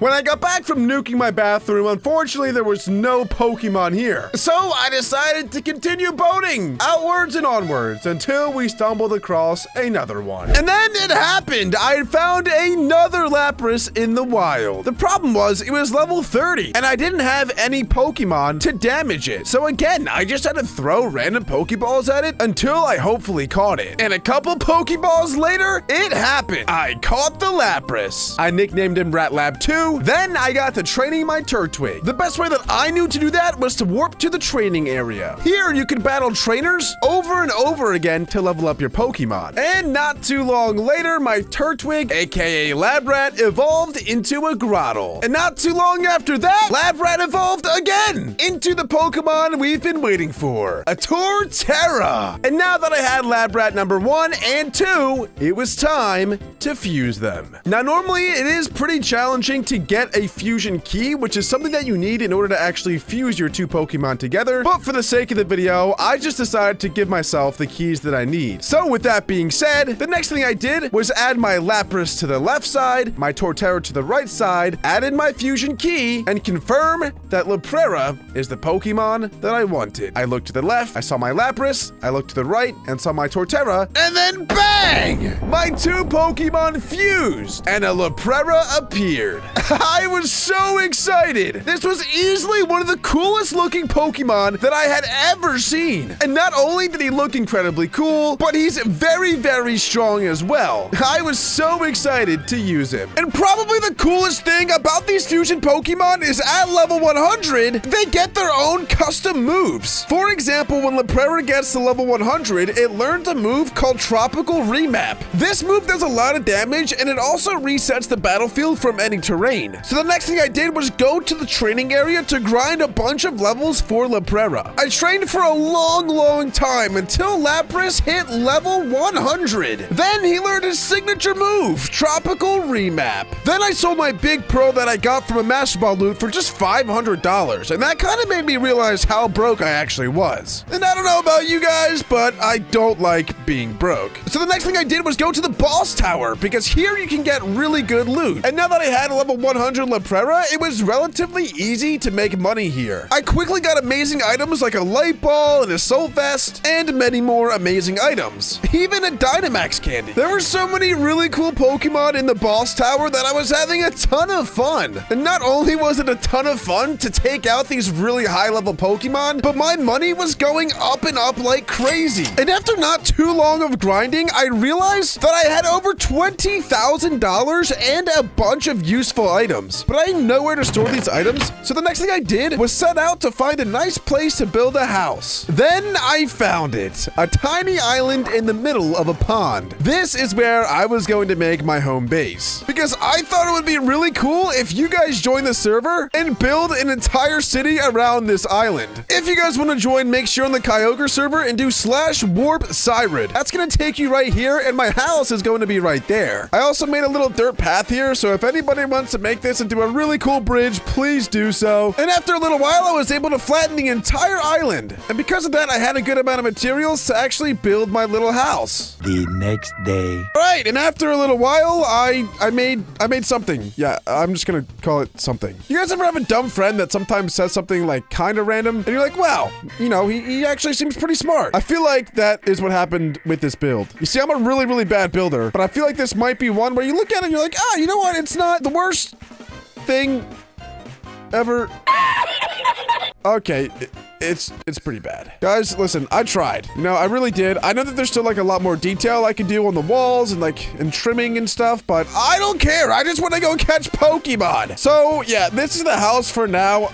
We're definitely going to be improving it at some point, but I've been building it for so long that I honestly just don't feel like doing it anymore. A couple full inventories and $25,000 later, I was ready to start hunting for another fusion Pokemon. I gave my sea pickle a kiss for good luck. Then I RTP'd until I found a Mesa. Then I finally found one. And the reason I wanted a Mesa so bad is because this is where Aeron spawns. And I really need to find a shiny Aeron so that I can fuse its final evolution, Aggron, with our shiny Charmander that will eventually become a shiny Charizard. And if we can do that, that means that we would have our first shiny fusion Pokemon. My plan was going accordingly because I was finding a lot of Aerons in the area, but none of them were shiny. And after spending a couple of days in the area, the unthinkable happened. I found a legendary Pokemon, a Terrakion. I was so nervous. I didn't really know what to do, so I just started throwing Ultra Balls at it. And after about 50 Ultra Balls, I finally caught it. Terrakion was mine. Woohoo! Unfortunately, I wasn't really planning on using him too much, but instead using him to trade for another legendary Pokemon, like perhaps an Urshifu. If I can get someone to trade me an Urshifu for this Terrakion, then I could fuse the Urshifu with his Cinderace to get Cindershifu. So that was my plan. I stuck around a little while longer to try to find a shiny Aeron, but was still unable to do so. I took a break from hunting shiny Aeron and decided to hunt for another fusion duo. This was the only other fusion duo that didn't require a legendary Pokemon. It's a fusion between Greninja and Dragapult, and it's called Dragon Ninja. And so I set off, looking for those two Pokemon to capture. Eventually, I found a swamp biome to where I spent a couple of days there until I had eventually found a Froakie. Then, without too much resistance, I got the Froakie into the red and caught him. Finding Dreepy was a similar story. I had eventually found an Extreme Hills biome, but this time I didn't find the first evolution. I ended up finding the second evolution, a Dracloak. This capture proved to be a little bit more challenging because I didn't really have any Pokemon that could damage it without killing it. And so I did what I do best and just started chucking Ultra Balls at it. And eventually we caught it. And now the next step in the process is to get both of these Pokemon up to their final evolution. And the best way to do that is to go back to the training area and destroy these Tyrannitars. Quickly, my Froakie evolved into Frogadier, then finally into a Greninja. And Dracloak evolved into Dragapult. And now that I had them both fully evolved, it was time to go to the fusion room to fuse both of these Pokemon. I entered the computer, inserted Dragapult into one side and Greninja into the other, then I put in the key and confirmed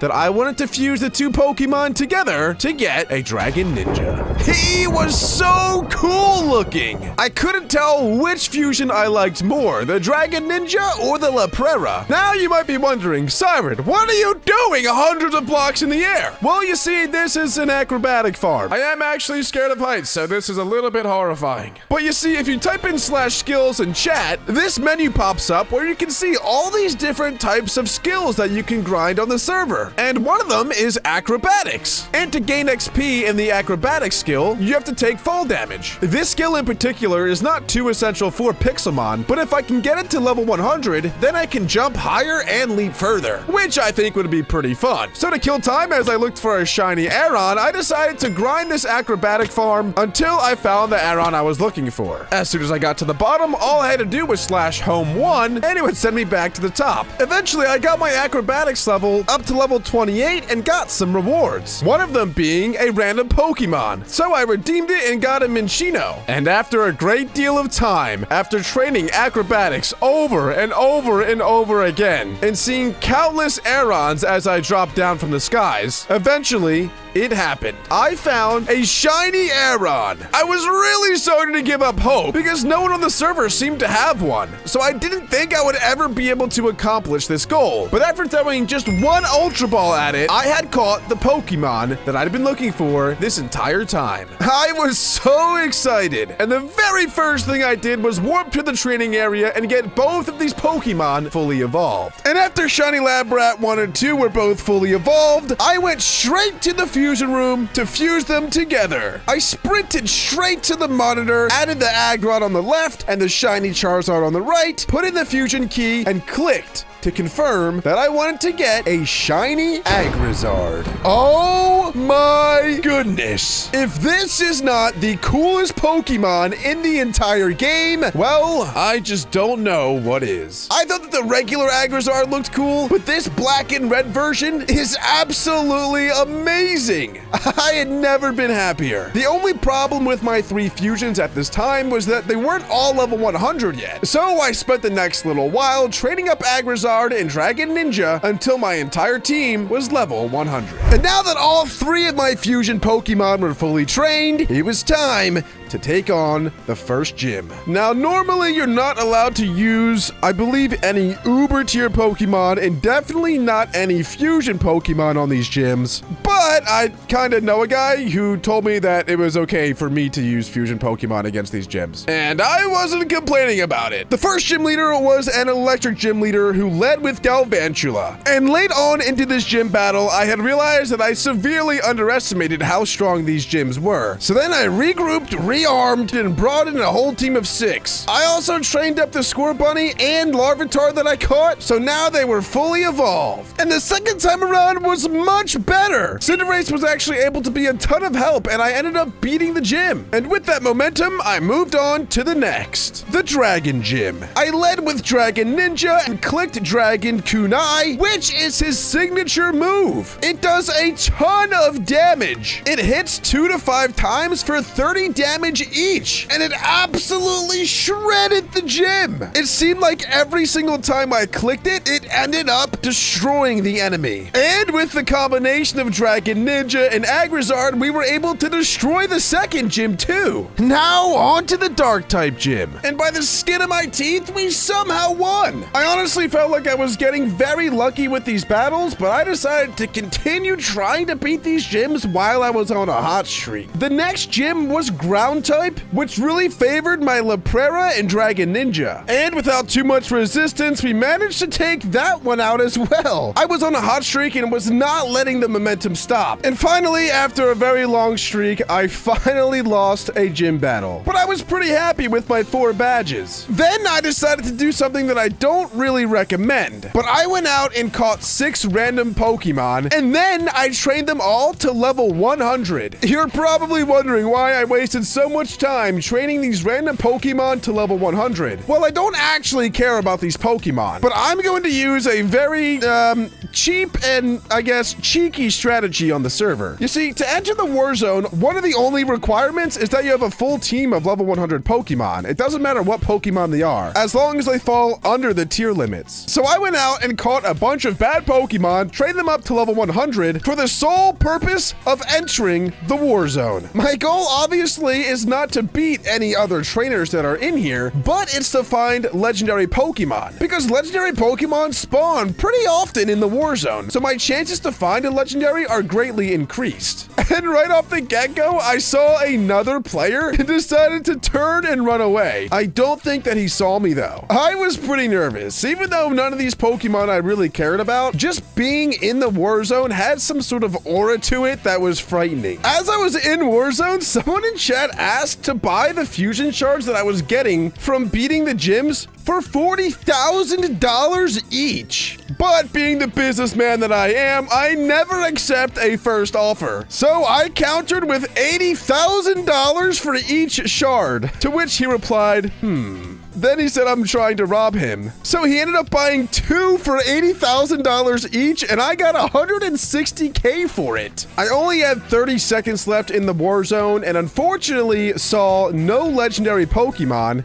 But on the bright side, my plan did kind of work to just go in with a team of level 100s that I didn't really care about. Then not too long later, the impossible happened. Well, not really impossible. It's actually not very impossible when you're in the war zone. But a Giratina spawned! I quickly threw my Eradicate at it, didn't play any games, and chucked a Master Ball that I got from one of the gyms at it. And since Master Balls have a 100% catch rate, I got it! Giratina was mine. I quickly got out of the war zone, went into my war zone bank, and withdrew the Giratina. And not only was Giratina an amazing Pokemon in and of itself, but it was one of the legendary Pokemon that could fuse with another Pokemon. That Pokemon being Gyarados. So all I had to do was get myself a Gyarados, then I could fuse the two together to get a Giratina. So Giratina was literally like the best legendary Pokemon that could have spawned for me. Then I gave Husk his 2 shards that he bought to repay my debts and continued on my adventure. I quickly RTP'd into the wilderness to find one of the most common Pokemon in the game, a Magikarp. That is because Magikarps evolve into Gyaradoses, and once I get a Gyarados, I can fuse it with the Giratina to create one of the greatest Pokemon of all time, and not too long later, I found exactly what I was looking for. That was seriously one of the greatest Warzone sessions ever. Not only did I accomplish my goal in catching a legendary Pokemon, but I also made $160,000 by selling 2 shards. I caught the Magikarp with much ease, then went straight to the training area to destroy a Tyranitar. And after just one Tyranitar, Magikarp evolved. This wasn't just any Gyarados, no. This right here was a prodigy. He was destined to become one of the strongest Gyarados fusions that the server has ever seen. And once again, I found myself in the fusion room sprinting to the computer to input 2 more Pokemon, a Giratina and a Gyarados. Even the sprite for this Pokemon looked amazing. And so I clicked it and began the fusion between my 2 amazing Pokemon. And just like that, I had acquired my 4th fusion Pokemon, a giant worm, but a giant cool worm. The more fusions I got, the less I knew which one I liked the most, because they were all so epic. The next thing I wanted to do was go back to challenging some gyms. But before I did that, I remembered that putting held items on your Pokemon actually helps them a lot. And since I'd been to the boss tower so often already, I had so many held items. I looked through both of my double chests and picked out a few that I thought would work well. I took out one of my 3 assault vests, a life orb, a choice specs, and a muscle band. I put the life orb on the Giratina, the muscle band on the Terrakion, the assault vest on the Agrizard, and the choice specs on the Dragon Ninja. Then I gave my Sea Pickle one more squeeze and headed back to the gyms. And after a long, hard-fought battle, we managed to do it. We beat the Steel Gym. All thanks to the Sea Pickle. All hail Sea Pickle! And so, of course, I decided to challenge the next gym as well. The Grass Gym was probably the easiest yet, as my Cinderace and Agrizard carried the whole way. Next up, Psychic Gym. My strategy was just to send out my Dragon Ninja and click Shadow Ball. And just like that, we beat the Psychic Gym as well. And so now we were on to the very last gym, the Ghost Gym. I started how I've been starting every other battle with Dragon Ninja and got to work. And just like that, we had defeated all 8 gyms. I was so excited. We even received a choice specs, an XP all, a choice band, and another life orb. And there's no one individual thing that I can thank more than my Sea Pickle. Let's go! go. I'm sure normally taking on the gyms is a lot more challenging than that. Even though, I'm not gonna lie, guys, I did lose a decent bit of times and then only put the times that I won in the video. I'm sure it would be even harder without the fusion Pokemon because you're technically not even allowed to use the fusions on the gyms. But anyway, we still have 2 more fusion Pokemon that we have to acquire if we want to accomplish all of our goals. And now that I accomplished my own personal goal of beating all 8 gyms, I got a legendary crate key. You don't typically get a legendary crate key from beating all 8 gyms, but because it was a personal goal of mine in this video, I thought it'd be really cool to give myself one of these keys. And so I took my legendary crate key, right-clicked the legendary crate with it, and saw a bunch of amazing items start flying above the crate. Until eventually, one item in particular started approaching.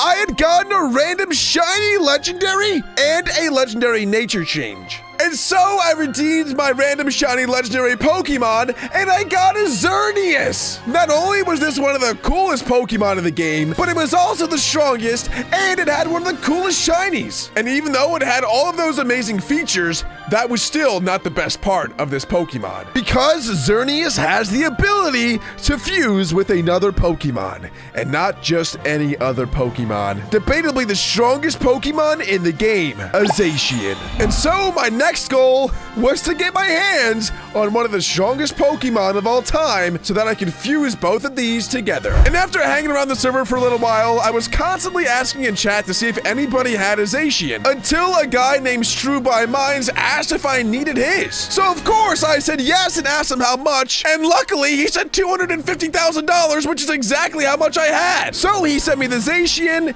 and I sent him $250,000. But it was all worth it because now I had a Xerneas and a Zacian. And you all know what that means. The next thing I did was go straight to the fusion room, run up to the computer, enter in the Zacian on the left and the Xerneas on the right, enter the key, and confirmed that I wanted one of the strongest Pokemon ever created, a Zacius. Zacius was my 5th fusion Pokemon, and he might just be the strongest as well. Now that I had 5 fusion Pokemon, I only had 1 left to complete my final goal. And to get my last fusion Pokemon, I wanted to steal it from somebody else in the war zone. The only problem with that is you're only allowed 1 fusion Pokemon in the war zone, and choosing which fusion I wanted to bring was a very tough choice. So before I decided which fusion Pokemon I would bring to the war zone, I needed to go catch 5 strong Pokemon and train them up to level 100 to make sure that I had the best chance at winning my war zone battle. So I RTP'd and set out on a new adventure to catch 5 more incredibly strong Pokemon. The first one I found was a Ralts, which would eventually evolve into a Gardevoir. Next I found a Galvantula. Next I found a Gligar, which would evolve into a Gliscor. And the next Pokemon I decided to go with was a Skarmory. Then I remembered that I have a Tyranitar in my party, so I brought him out. And after looking at my 5 fusion Pokemon, I still wasn't sure which one was the strongest. But the one I had most experience with was Dragon Ninja. So I decided to bring him out. Dragon Ninja has swept so many gyms for me that I feel like he could definitely perform the exact same way in the war zone. And the time was upon us. I had a fully mapped out plan with how I wanted to use each and every Pokemon on my team, and I really felt like I was ready to enter the war zone. But this time, not to cower and hide, but instead to stand my ground and fight. As I entered, this time felt a little bit different. I knew what had to be done. This time, I was here for blood.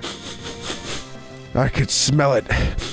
I could smell a fusion Pokemon looming somewhere in these battlegrounds. And there, I saw my first target. And he actually challenged me into battle, but I stuck to my guns and was ready for anything. My Galvantula got off to a hot start by destroying his Blastoise. Then somehow he also destroyed the Galvantula. And then he sent out a fusion Pokemon, Lucartrace, and it destroyed my Galvantula. But since he sent out his fusion Pokemon, it was time to send out mine. Dragon Ninja. This was a battle for the ages, and I decided to use Dragon Ninja's signature move, Draconic Kunai. And it absolutely destroyed the Lucartrace in 1 shot! And because I was choice-spec'd, I had no other option than to continue to click Draconic Kunai, which on paper might sound like a problem, but when your Pokemon is as epic as a Dragon Ninja, it just one-shots every single thing. working. And so all I had to do was click that button a few more times, and next thing I knew, I was the victor. And so, of course, I decided to steal his fusion Pokemon, Lucartrace. I quickly TP'd back to my home, went into my Warzone bank, and withdrew my new fusion Pokemon, Lucartrace. And although I loved all of my other fusion Pokemon, I must admit that this Lucartrace is probably the coolest looking of them all. But that would mean that I had done it. I had completed all 3 of my goals. I defeated all 8 gyms, I acquired a shiny fusion Pokemon, and I had also managed to accomplish the most difficult goal of them all, to get 6 fusion Pokemon. And as I looked at my 6 amazing fusion Pokemon, all I could think about was more adventures to come, as there are plenty more fusion Pokemon to acquire. So if you guys want to see me do another 100 days with these fusion Pokemon, be sure to support this video by leaving a like and subscribe. Anyway guys, I'll see you in the next 100 days of fusion Pokemon. On day 1, I was just admiring my amazing shiny Agrizard until I noticed that a wormhole had spawned right on top of my house. And when I went through the wormhole, I noticed that gravity was almost non-existent. Whoa! This place is crazy! The biome that I spawned in seemed to be some really dark,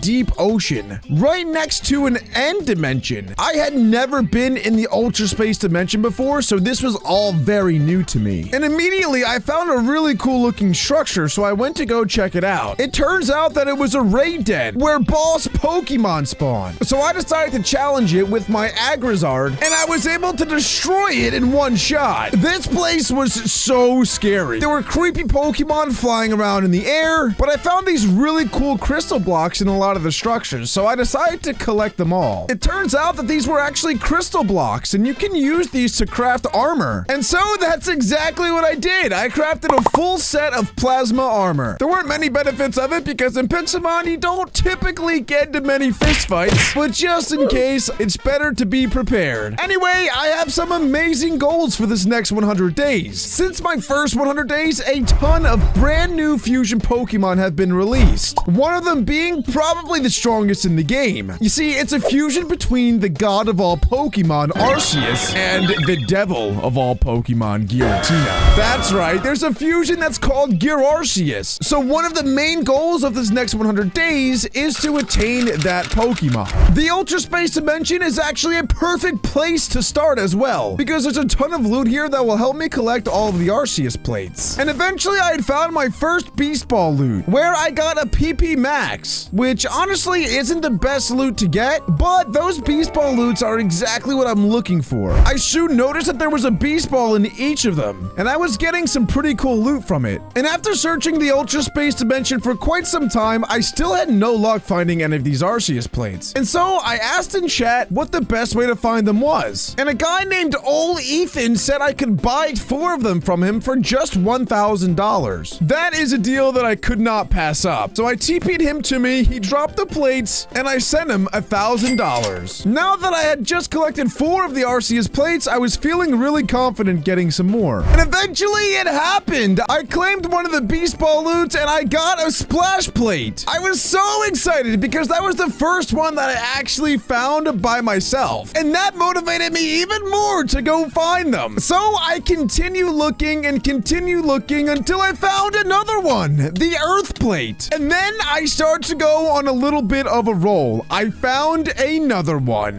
the Spooky plate. Now I wasn't getting all of these back to back to back. There was a whole bunch of other loot that I was getting in the meantime, but I had also just found the Flame plate. Then I found the Zap plate, and I was really feeling like I was on a roll now. I had collected 9 of the plates and got 0 duplicates so far. Then I found the Icicle plate, and finally I found a duplicate. I found a second Flame plate. The last one I found was a Metal plate, and I was getting pretty tired of this Ultra Space Dimension, so I decided to call it quits. And just as I was about to leave the Ultra Space Dimension, something crazy happened. I found a Pheromosa. This is an Ultra Beast Pokemon that is extremely powerful. You can only find the Ultra Beast in this dimension. I was able to get it into the red with my Terrakion and start throwing Ultra Balls at it. And after just 2 tries, I did it. I caught the Pheromosa. Now, even though Pheromosa is an extremely strong Pokemon, Pokemon, unfortunately, there are no fusions for it yet on the server. So even though I would love to use it, my plan is to sell it on the GTS to get some money to hopefully buy another Pokemon that can fuse. So then I decided to put Pheromosa on the GTS. I listed him for $30,000 and listed him up for an hour and a half. And if you guys remember from the first 100 days, I still had $97,000. So I decided to look at the GTS for myself, and I found a deal that I just could not pass up. There was a Celesteela that was listed at $35,000, which is pretty ridiculously expensive, but I decided to buy it anyway, because Celesteela is one of the rare Pokemon that has a fusion counterpart. All I would need to do is find a Beedrill. Yes, a Beedrill. The thing that evolves from Weedle. And so I ran to the nearest forest to go searching for maybe the strongest Pokemon of them all. They are extremely rare and challenging to find. They're definitely not common at all. But hear me out, the fusion between Celesteela and Beedrill is actually insanely strong because the fusion itself gets the ability Adaptability. And what that does is it takes stab moves and instead of increasing them by just 50%, it doubles the damage of them. So any steel or bug type move that I use with the Steela fusion does double damage. And after just a couple minutes of searching, I found a level 6 Weedle. This little turd looking Pokemon would eventually fuse with one of the strongest in the game. And just like that, we caught it. So I went straight to the training area and started getting him a bunch of levels. And after just the first fight, he got up to level 16 and evolved into a Kakuna. Then Kakuna evolved into Beedrill. Now that I had both of them, it was time to go to the fusion chamber to fuse the two Pokemon together. I put Celesteela on the left, Beedrill on the right, and clicked to confirm that I wanted the Steela fusion. And just like that, I got him! There aren't too many super strong bug-type Pokemon in the game. Steela is definitely one of the strongest, if not the strongest. Most of the Pokemon that I use are either Fairy-type or Dragon-type or Water, so I was actually extremely excited to use a bug-type Pokemon because I don't typically use them very often. So I went back to the training area and grinded some more levels for my Steela. His last couple of levels, I gave him rare candies, and at level 100, he learned his signature move, Celestial Sting. It's a move that only does 55 damage, but it hits twice, so it pretty much does 110 damage. And because of his Adaptability ability, that gets doubled, so it pretty much does 220 damage. In the first 100 days, I told you guys that if you typed in /warp siren, it would take you to this town to build whatever you guys wanted. And I never really got the chance to show it off to you guys. So here is the town that you guys built. I will admit some of it is, well, maybe not the best builds, but it is really nice to see our community building together. But anyway, the warp is still active. So if you guys do want to join this town and build your own home in the village, be sure to go ahead and join the Kyogre server and type in /warp siren to get to the town. In order to summon a Giratina, you have to capture all 3 of the Lake Guardians, Azelf, Mesprit, and Uxie, and they spawn in the river biome, which is pretty fortunate because my house is in a river biome. So my plan was to stick around my house for the next couple of days and see if I can get any of these bad boys to spawn. But not only do you have to catch all 3 of them, you have to get their happiness all the way up to maximum happiness, and then smack them in the face with the ruby. And after you do that, you can fuse the 3 rubies together to get a red chain. And after you get the red chain, you then have to find a Grisius orb, which I actually already have from the first 100 days. And then you just have to find a time-space altar. And that is how you spawn in Giratina. Now, I know that was a lot of explaining and probably got confusing at some points, but it's all gonna start to make sense after we start finding these legendary Pokemon. And so I decided to take action. I got out my best team I possibly could, which was totally not a throw team at all, and decided to enter the War Zone. The War Zone is an area where a bunch of legendary Pokemon spawn, but if you engage in a battle with another player, the winner of the battle gets to steal a Pokemon from you, which is why I decided to get a full team of level 100 Pokemon Pokemon that kind of stink, and I don't really care if I lose them. And then I found another player in the war zone, which was very scary because there was no way I could possibly win a battle with this team. So I decided to run as far away from him as I possibly could. Luckily, he didn't seem to chase me at all, so I felt pretty safe and pretty much in the clear. Now, the Warzone does have different seasons, so every 2 months, the meta changes, meaning there's different tiers of Pokemon that you can use every 2 months, and right now it's set to OU, and fusions are not allowed this season. If fusions were allowed, I would totally just bring my entire team of fusion Pokemon, come in here and just shred everybody. But for now, since I can't bring my fusions into the Warzone, I kind of am forced to just bring these throw teams. I searched and searched and found a ton of random Pokemon that had spawned, but was still struggling to find the ones I was actually looking for. I only had 1 minute left in the Warzone and was getting kind of desperate, so I decided to walk up to the other player, and it seemed like he was actually pretty friendly and didn't want to battle either. So together we waited around for some legendary Pokemon to spawn, and then his buddy joined, and he was wearing really scary armor and had a yellow glow to him, so I honestly thought that he was going to murder me. Luckily, he did not, but unluckily, I was running very, very low on time until eventually I did and got kicked out of the Warzone. The next thing I decided to do was check the GTS once again, and what I found was amazing. There were tons of legendaries. There were 2 Palkias, 1 Registeel, a Magearna, but the one I was most interested in was the Suicune. You see, Suicune might not be the strongest individual legendary of them all, but he does have a fusion counterpart. So without much hesitation, I decided to purchase him. I went straight to my PC to get out my new Pokemon. He looked so cool, and I could even ride him as fast as I wanted. Although it was really cool to buy all of these amazing Pokemon, I was running really, really low on money, so I had to be very careful with my next purchases. Now, even though I had one half of this fusion, the other side was also not very easy to attain. You see, the other Pokemon also maybe is a legendary. Luckily though, it's not the most challenging one to get. All I would need is a legendary orb and an ice stone, because the Pokemon I needed was an Articuno. And because I play on a server, it's a little bit easier to find these items. I asked in chat if anybody had a spare one, and Rigsy said he did, but I didn't need all 3. Take 2 back. I paid Rigsy $1,000 for the orb and gave him a screenshot. Jeez! Thanks for the legendary orb, Rigsy. Okay, but now that I had the legendary orb, all I needed was this ice stone that I got from the first 100 days to combine them together, and that gave me the orb of frozen souls. And that is exactly what I need to spawn in Articuno. But it's not the last step. Now what I had to do is actually fill up the orb itself. And to do that, I had to eliminate 375 Pokemon. Each time I eliminated a Pokemon, it added its soul to the orb. And so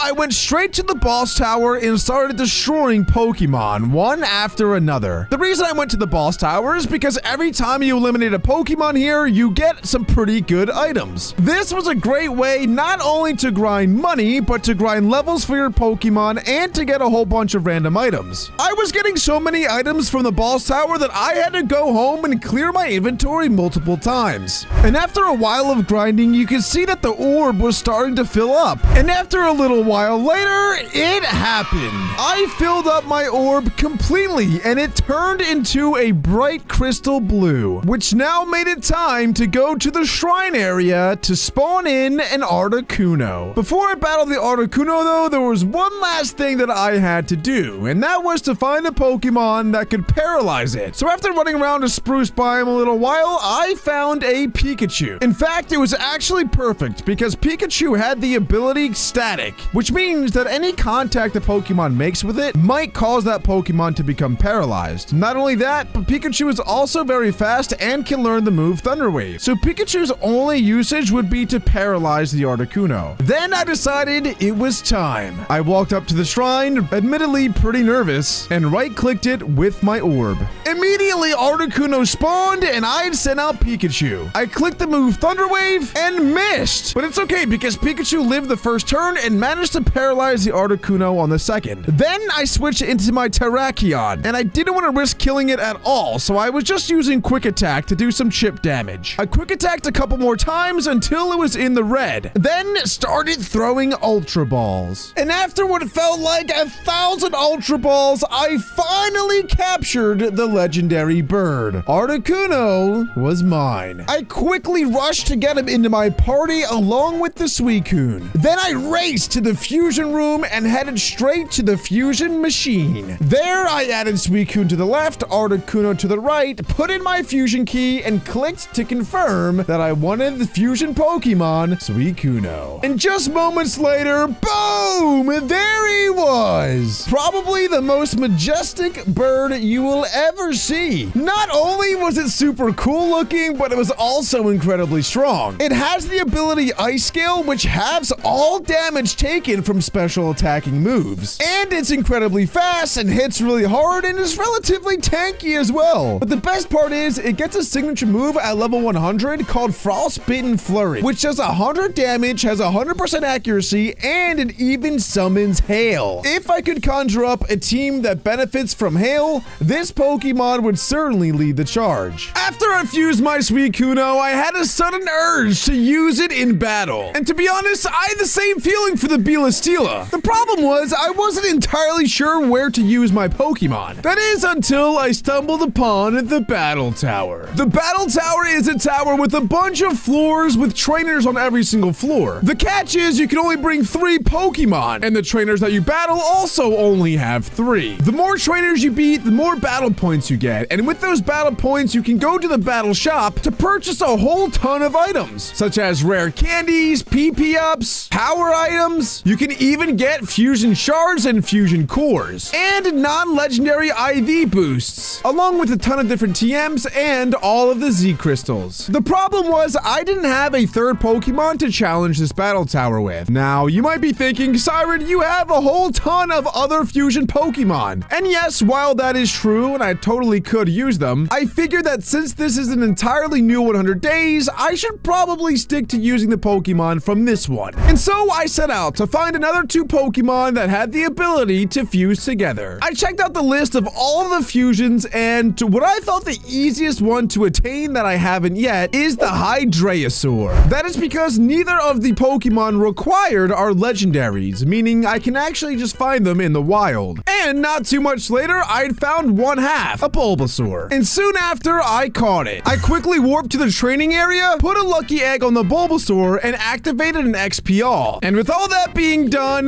Bulbasaur was gaining levels like crazy. He evolved into an Ivysaur, then into a Venusaur. And after that, I set off to find a Hydreigon. And eventually, I found a Swellows, which is the evolution right before Hydreigon. And then we caught him. I used the same strategy I did to level up the Venusaur with the Hydreigon. Except this time I went after Charizards because I could one-shot them really easily. And eventually, Swellows leveled up to 64, which allowed him to evolve into the pseudo-legendary Hydreigon. And now that I had both of the fusion counterparts, it was time to go to the fusion chamber. I was so excited for this fusion in particular because I thought it was one of the coolest looking fusions of them all. And there he was, Hydreisaur. He looked so cool. He was pretty much a giant Venusaur with 3 heads. I was so excited to use him in battle. Hydreisaur has a special attack of a whopping 135 and gets a signature move at level 100 called Tri-Beam Cannon. It's a grass move that does 160 base power with 100% accuracy. However, every time it's used, Hydreisaur's attack and special attack drop by 1 stage. He's also a very tanky Pokemon and gets the ability Thick Fat, which boosts its resistance to fire and ice type moves. But now that I had 3 brand new fusion Pokemon, it was time to train them up and get them prepared for the battle tower. And so the next thing I did was warp to the Pokemart and go down a couple floors into the TM shop. Here is where I would buy moves for my Pokemon, like Scald, that I could put on Suicune. And after I was done putting all the moves on my Pokemon, I went back to the training area and trained everyone up to level 100. And after a good bit of time, I was ready. Belastila ended up having Celestial Sting, Heavy Slam, the Leech Seed to protect. On the Hydraosaur, I ended up putting Tri-Beam Cannon, which is its signature move, and then I gave it Fire Blast, Draco Meteor, and Flash Cannon, which it all gets from Hydreigon. Then for Suicune, I put Frostbitten Flurry, which is its signature move, combined with a Hydro Pump, Ice Beam, and Shadow Ball. Now my team is extremely offensive, but that is because these are all 3 versus 3. For the items, I ended up putting a Life Orb on the Belastila, Choice Specs on the Hydraosaur, and a Choice Scarf on the Suicune. But with all that being said, it was time to challenge the tower. Now typically with the battle tower, you're not allowed to bring in any Pokemon that are over the Uber tier, which fusion Pokemon most certainly are. But let's just say I pulled some strings and was able to lift that rule. And so I added my 3 Pokemon, clicked confirm, and started the battle. The first matchup was against a Mamoswine, which I clicked Heavy Slam against with my Belastila and destroyed it. Then he sent out a legendary Pokemon, a Q-Rem, but it was almost no match for my Belastila as he destroyed it in 2 hits. And last but not least, this trainer had a Xurkitree, which again, I clicked Celestial Sting and killed it in 1 shot. 1 trainer down, a lot to go. And Belastila was not playing any game. He managed to get through the first couple of trainers on his own before finally going down to an Altaria, which Suicune had 0 struggles with. The higher up the tower I climbed, the harder the competition went. And I soon realized that even though I had very strong fusion Pokemon, they were not invincible. And after a couple more trainers, it finally happened. I got taken out by about the 10th trainer. After my first attempt, I decided to regroup and rearm and bring in the demon himself, Dragon Ninja. Hydraosaur did great and there's nothing wrong with him, but I just feel like with Dragon Ninja on my side, I'll be able to destroy everything. And right away, Dragon Ninja was put to work destroying Pokemon. So after battling trainer after trainer after trainer, I kind of got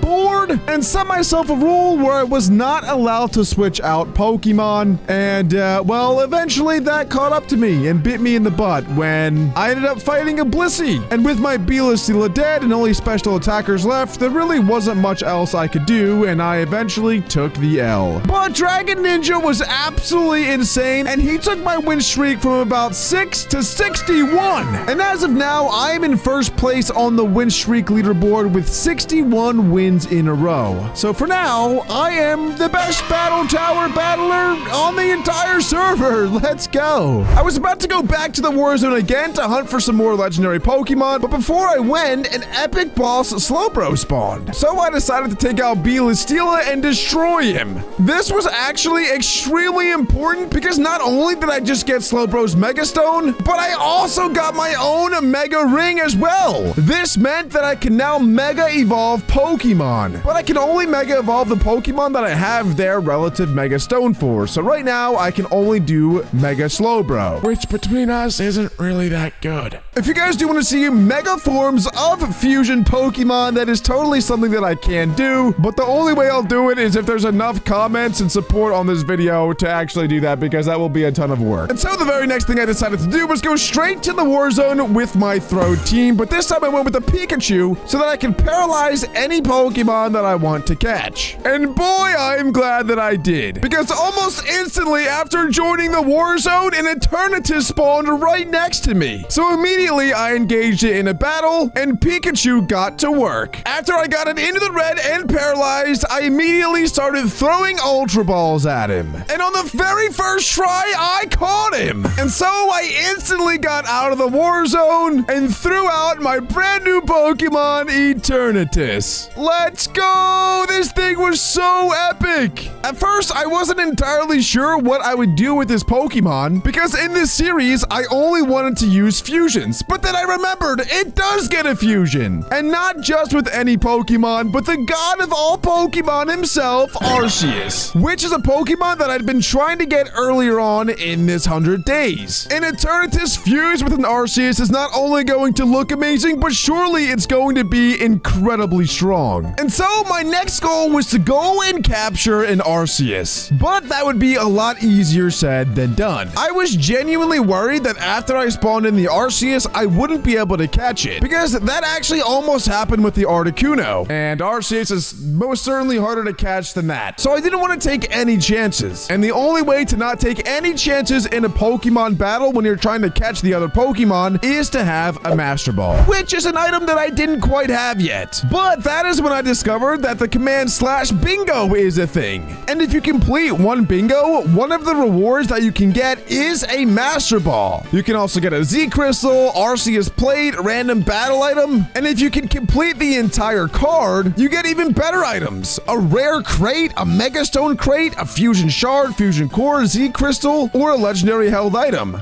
But I will say that you only have 24 hours to complete the bingo or the card itself. But anyway, after analyzing the card, I picked out which row I thought was the easiest to catch, and I went with the bottom one. Litleo, Bidoof, Patrat, Spinarak, and Ice-Q. So I set off to go and catch all 5 of these Pokemon in the hopes that I would get a reward that would help me catch the Arceus. The first Pokemon that I found on my bingo card was a Spinarak. I paralyzed it, threw a Pokeball at it, and not too long later, I caught it. Litleo's a pretty common Pokemon as well, so not too long later, I managed to find one of those. The next Pokemon I found was a Patrat. Then eventually I found an ice biome where I found the Ice-Q. And last but not least, I finally found the god of all Pokemon.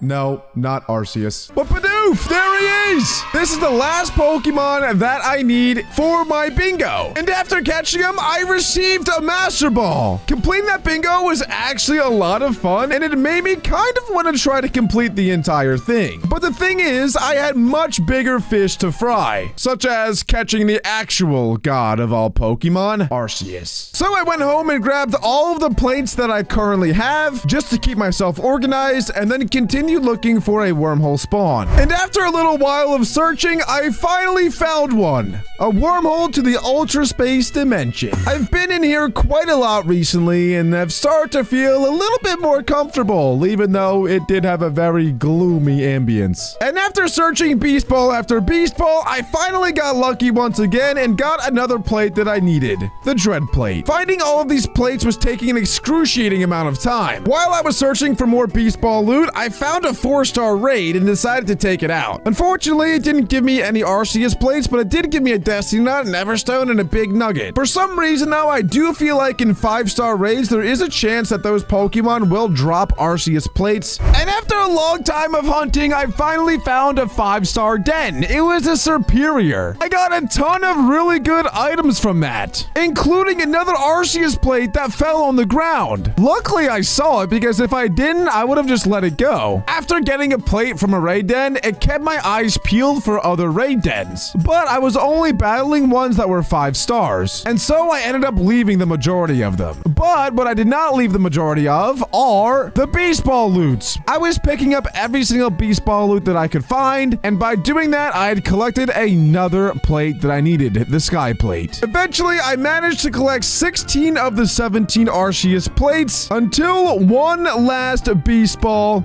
gave me the final one that I needed, the Fist Plate. After getting a countless amount of duplicate plates, I've collected every single Arceus plate in the game. But I was so excited. Now that I had every single Arceus plate, all I had to do was go to the Chalice at spawn. I wasn't really nervous at all in this 100 days until about, well, right now. I don't know why, but walking up to the Chalice made me extremely nervous. But even with all the nerves, I decided to continue onward and place in plate by plate into the Chalice until there was just one remaining, the Earth Plate. I double-checked my inventory to make sure that I had my Master Balls ready until I finally decided that it was time to add a last piece to the puzzle. In 3, 2, 1, and there we go! The Azure Flute popped out of it! The Azure Flute is used to summon Arceus. Arceus. So with it, I right-clicked the chalice and selected confirm. And there he was! An Arceus had just spawned. I took no risks at all and immediately chucked one of my Master Balls at it. And of course, without failure, the Pokeball captured. Arceus was mine. I was so excited. I had just caught the god of all Pokemon. This one felt a little bit different because I had to do so much work to get him to actually spawn in. Most other legendaries, you kind of just get lucky, but with a Pokemon like this, where you have to work for hours and hours to finally get him to spawn, it just feels a lot better. Part of me really wanted to keep Arceus as his regular Arceus form forever, but another part of me also really wanted to fuse him with the Eternatus immediately. Look at how amazing both of these Pokemon are, and immediately it seemed like they became best friends because they started kissing. Either way, it seemed like both Arceus and Eternatus were super accepting that they were about to be fused together. And so, that is exactly what I did. I warped to the fusion room and ran straight ahead to the fusion chamber, added Arceus on the left side, Eternatus on the right side, put in the fusion crate key, and clicked to confirm that I wanted to fuse the two together. One god Pokemon from another to create probably the strongest and most amazing Pokemon of all time, Arceus. He was humongous! I was not expecting him to be this big, but he looked absolutely amazing. There was floating diamond particles around him, and the color palette, everything about him was just so amazing. Not only that, but he had a base stat total of 775. He probably has the most OP signature move at level 100 called Divine Depletion. It's a move that does 120 base power with 90% accuracy, and the user regains 40% of all of the damage dealt. I honestly don't know if there's any Pokemon that could possibly ever stop this guy.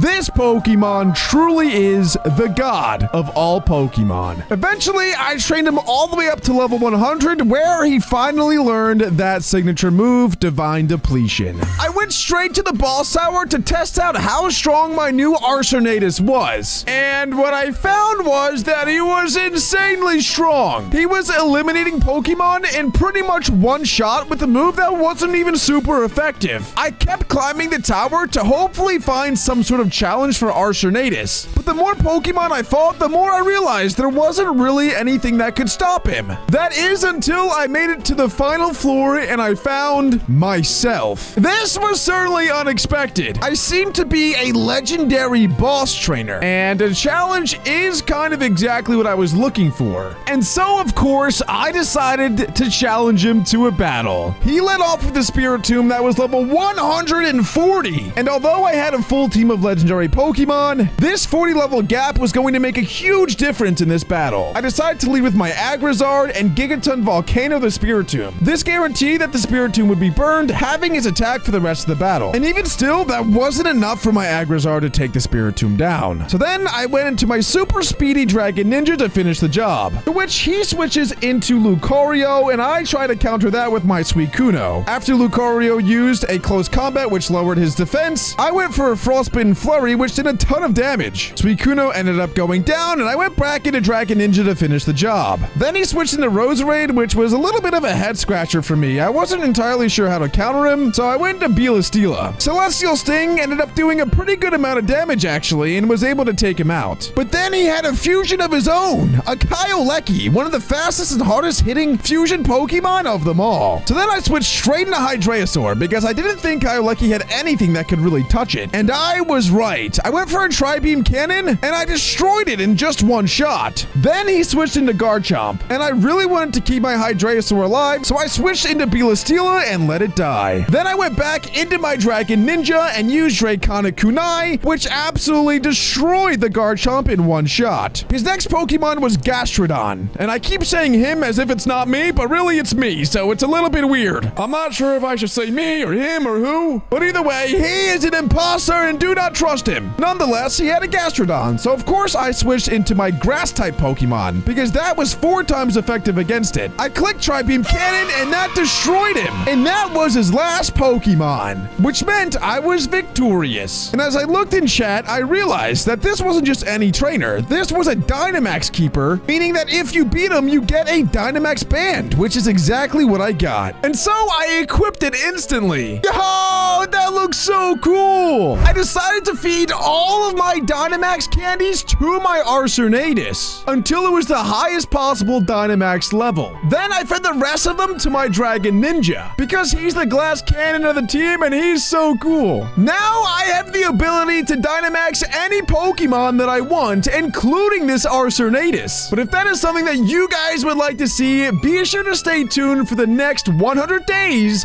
of Fusion Pokemon.